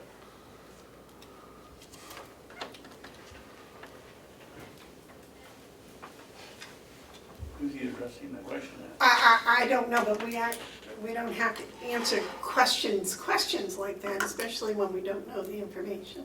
It was $76 and some cents. Okay, thank you.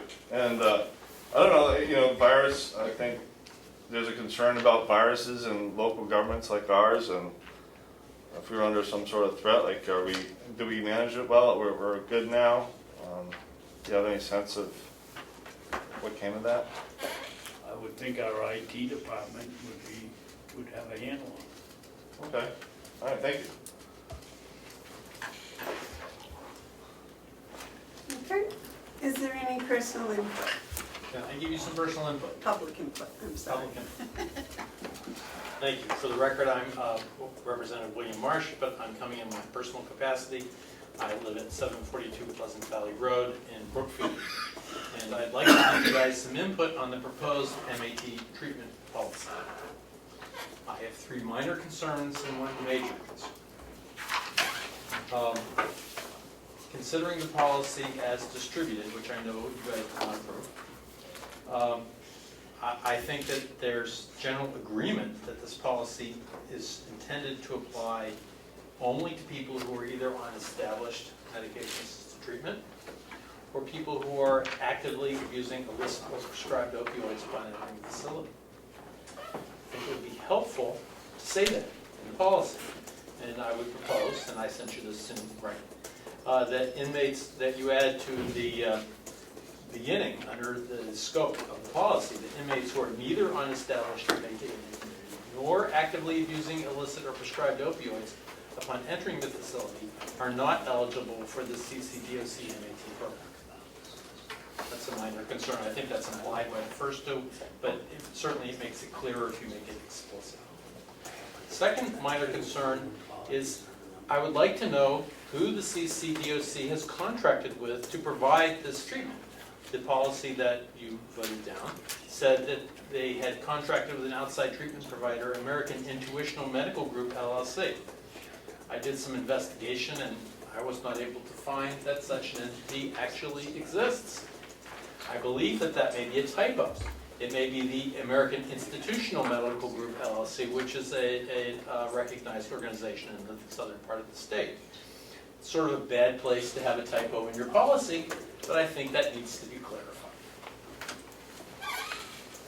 The next minor issue has to do with certain of the procedures. Procedures number 10 and 11, which are procedures whereby people can request to be evaluated for the MAT program, I think would be, as written, they could conceivably be used to expand the program beyond the scope of the policy as written. And I think it would be beneficial to add the phrase in both of these, provided they are eligible for the CCHOC MAT program for the scope of this policy. That way it's very clear that the policy applies to the scope that it says in the policy. My biggest concern has to deal with the credentials of the person who's being hired to do this. Because effectively what you're doing is you are credentialing these people to provide a service in our facility the same as I, in another part of my life, have done as a hospital trustee to credential doctors to provide certain services at the local hospital. And you are basically saying to the public that they have the qualifications to do this. Now, insofar as they may be just continuing something that's already established, don't need a whole lot of qualifications to do that. But insofar as you may be evaluating somebody to start a new treatment plan, then I think you have to ask yourself the serious question is, are they qualified to do this? Now, at the hospital, we ask ourselves what the patient's training experience is. We ask if the people are board certified to do what they're asking to do. We currently have the American Society of Addiction Medicine certifying people as being qualified to give do these evaluations. In order to get qualified, the only requirement to go take their test is to go take their test and pass the test. That will become more difficult as residency programs are established and such, but at this date and time, all the doctor needs to do to become certified to do this is to go take the examination.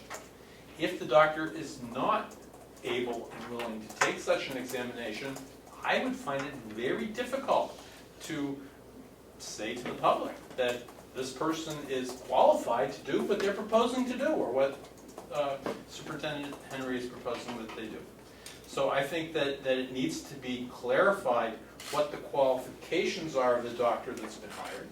And I think that if the doctor is not certified, I have real issues of an unsupervised, uncertified doctor starting a new treatment program that nobody around here is particularly familiar with. For that reason, I sent you 2 drafts that you could use as modifications of the policy. One would apply if this doctor is certified, and one would apply if he's not certified, but of course he's capable of becoming certified. Whatever you do, we do need a policy. Because of the Aristick decision, I think it's very clear that we need a policy for substance use treatment in the jail. But that doesn't mean that this policy that you were given is the correct policy. And I thank you for your time. Thank you very much. Thank you for coming in. Sorry that you weren't notified that. I was notified that but I'm not free to come next week. I have something in Concord that I have to be at. It's quite likely I'll have something the week following. I happen to have the time today, so I said, okay, fine, I've scheduled the time today. I'll sit here and wait until I have a chance to say my piece. Thank you very much. Thank you. David, you have a comment? I have a question. I don't know whether it's doctor or representative at this point. Either one is fine. Bill will take care of it. When you become a medical person, you can't practice unless you're licensed, correct? That's correct, but being licensed and being qualified to do procedures are 2 different things. Well, that was the follow-up question. Wouldn't these, or is it fair to assume that anybody coming into a correction facility and prescribing opiates would be certified Well, or licensed? I believe that any doctor who is licensed and has a DEA number, I gave up my DEA number because I want to continue to pay the money for it, I am still licensed, is able to prescribe opioids in the state of New Hampshire. That doesn't mean they are qualified to supervise substance use treatment. That's why we have a certifying board. That doesn't mean that they're necessarily going to do a good job of even prescribing opioids for pain. One of the reasons we have an opioid epidemic is because doctors prescribe way too many opioids for pain, okay? And that's an issue. As a hospital trustee, I can say, without breaching anyone's confidentiality, that we have had issues over the years with doctors who are not certified. And there are times when we bring in somebody who is certified in a field to investigate what's going on. And it can be a sticky wicket. And we don't need to get into a sticky wicket. I mean, there is an organization that certifies people to do this. If the person is certified to do this, then I have substantially less concerns about their doing this. But if they are not certified, and the only barrier to becoming certified is going to take an exam and passing the test, and they're either unwilling or unable to do that, then that would be a real problem. Now, they may be certified, I don't know, but nobody's told me what their qualifications are, and I have a problem with that. What's the name of the organization that certifies you? American Society of Addiction Medicine. What? The American Society of Addiction Medicine, which is listed as the first reference in the policy that you were given by Superintendent Henry.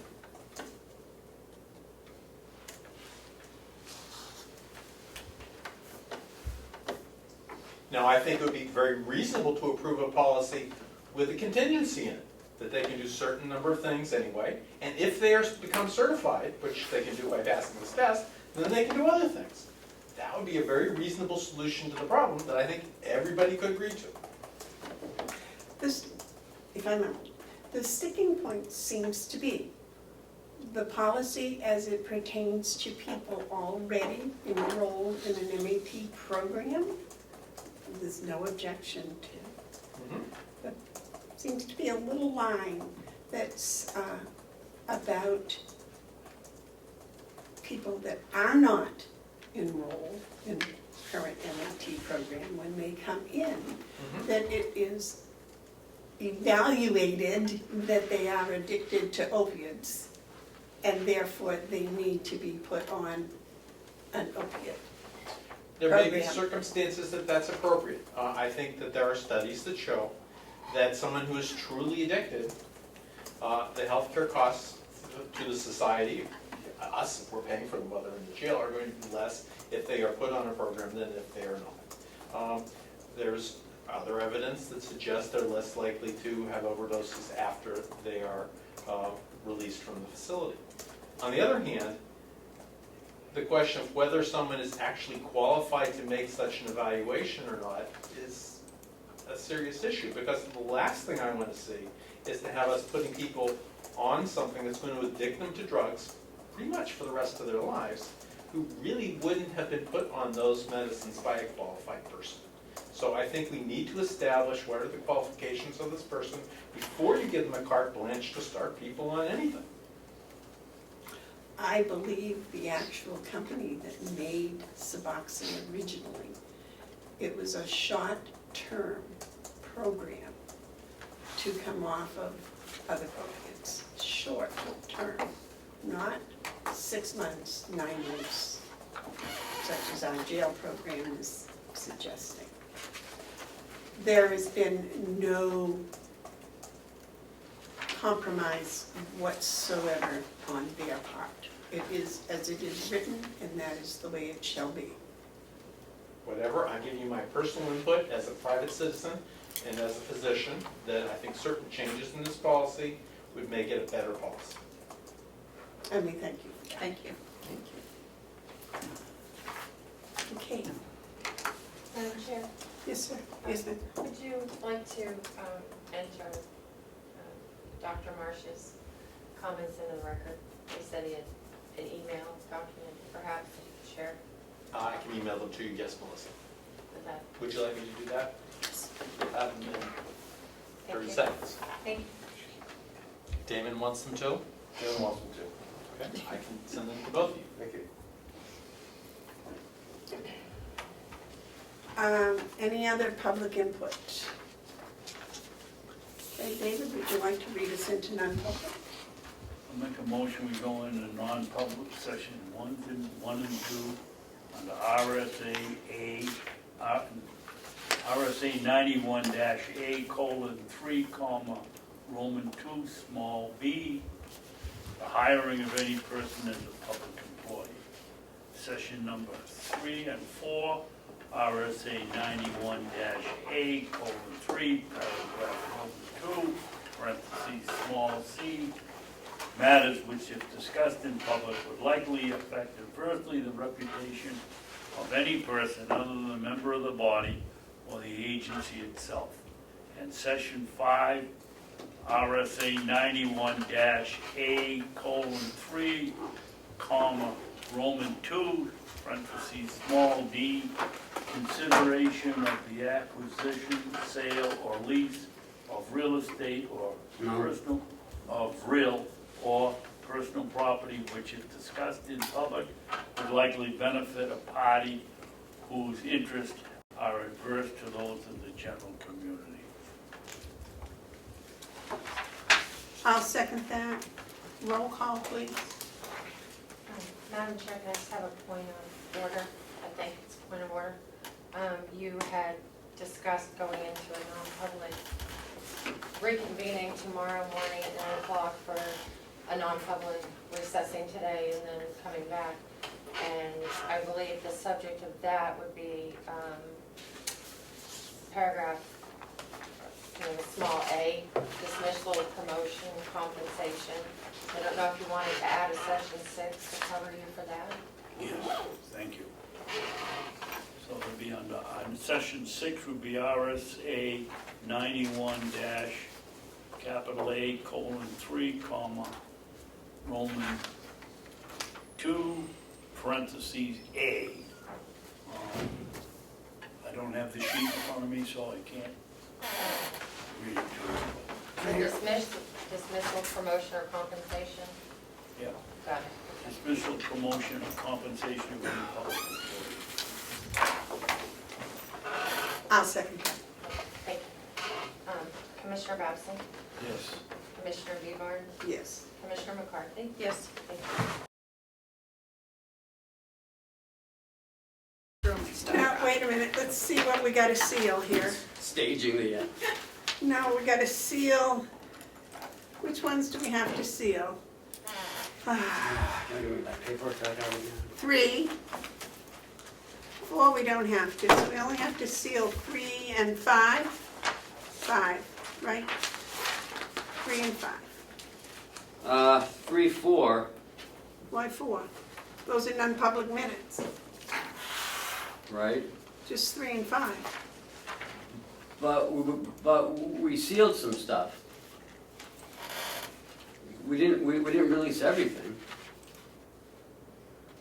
Yeah, we did. Session 4, we approved all of the non-public minutes. For 424, those are all approved. But it doesn't matter, the minutes that they were approved and still sealed are good. Oh, because they're still sealed. Okay. What Melissa has, yeah, so it's only 3 and 5. Okay. Okay. I make a motion, we come out of non-public and we seal session 3 and 5. I will second. All those in favor say aye. Aye. Aye. Now, I would like to announce that we hired a legal assistant in the Carroll County's Attorney's Office and that we hired a payroll coordinator. And I would like a motion to recess until 9 a.m. tomorrow morning. So moved. Second. What are you doing tomorrow morning? We're having a non-public session tomorrow morning at 9 a.m. All those in favor say aye. Aye. Aye. So we're in recess until 9 a.m. tomorrow.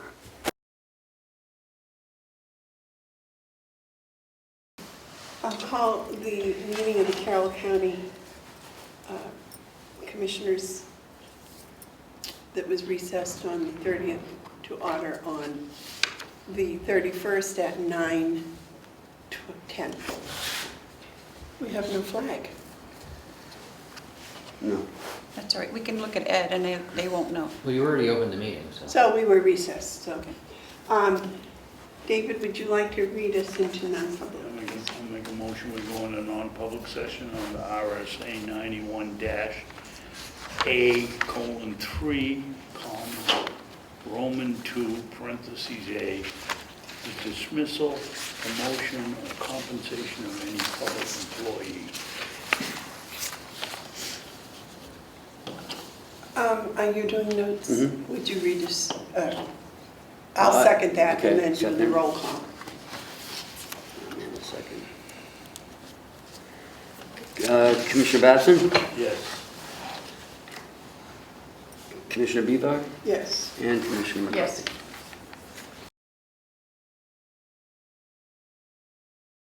Okay, I'll make a motion to come out of non-public. I will second. Okay, I made the motion, she seconded. All those in favor say aye. Aye. I make a motion that we seal the minutes to session 6. Second. All those in favor say aye. Aye. Aye. Somebody want to make a motion to adjourn? I'll make a motion to adjourn. Second. All those in favor say I aye. gotta Aye. take that down. We are adjourned at 11:01.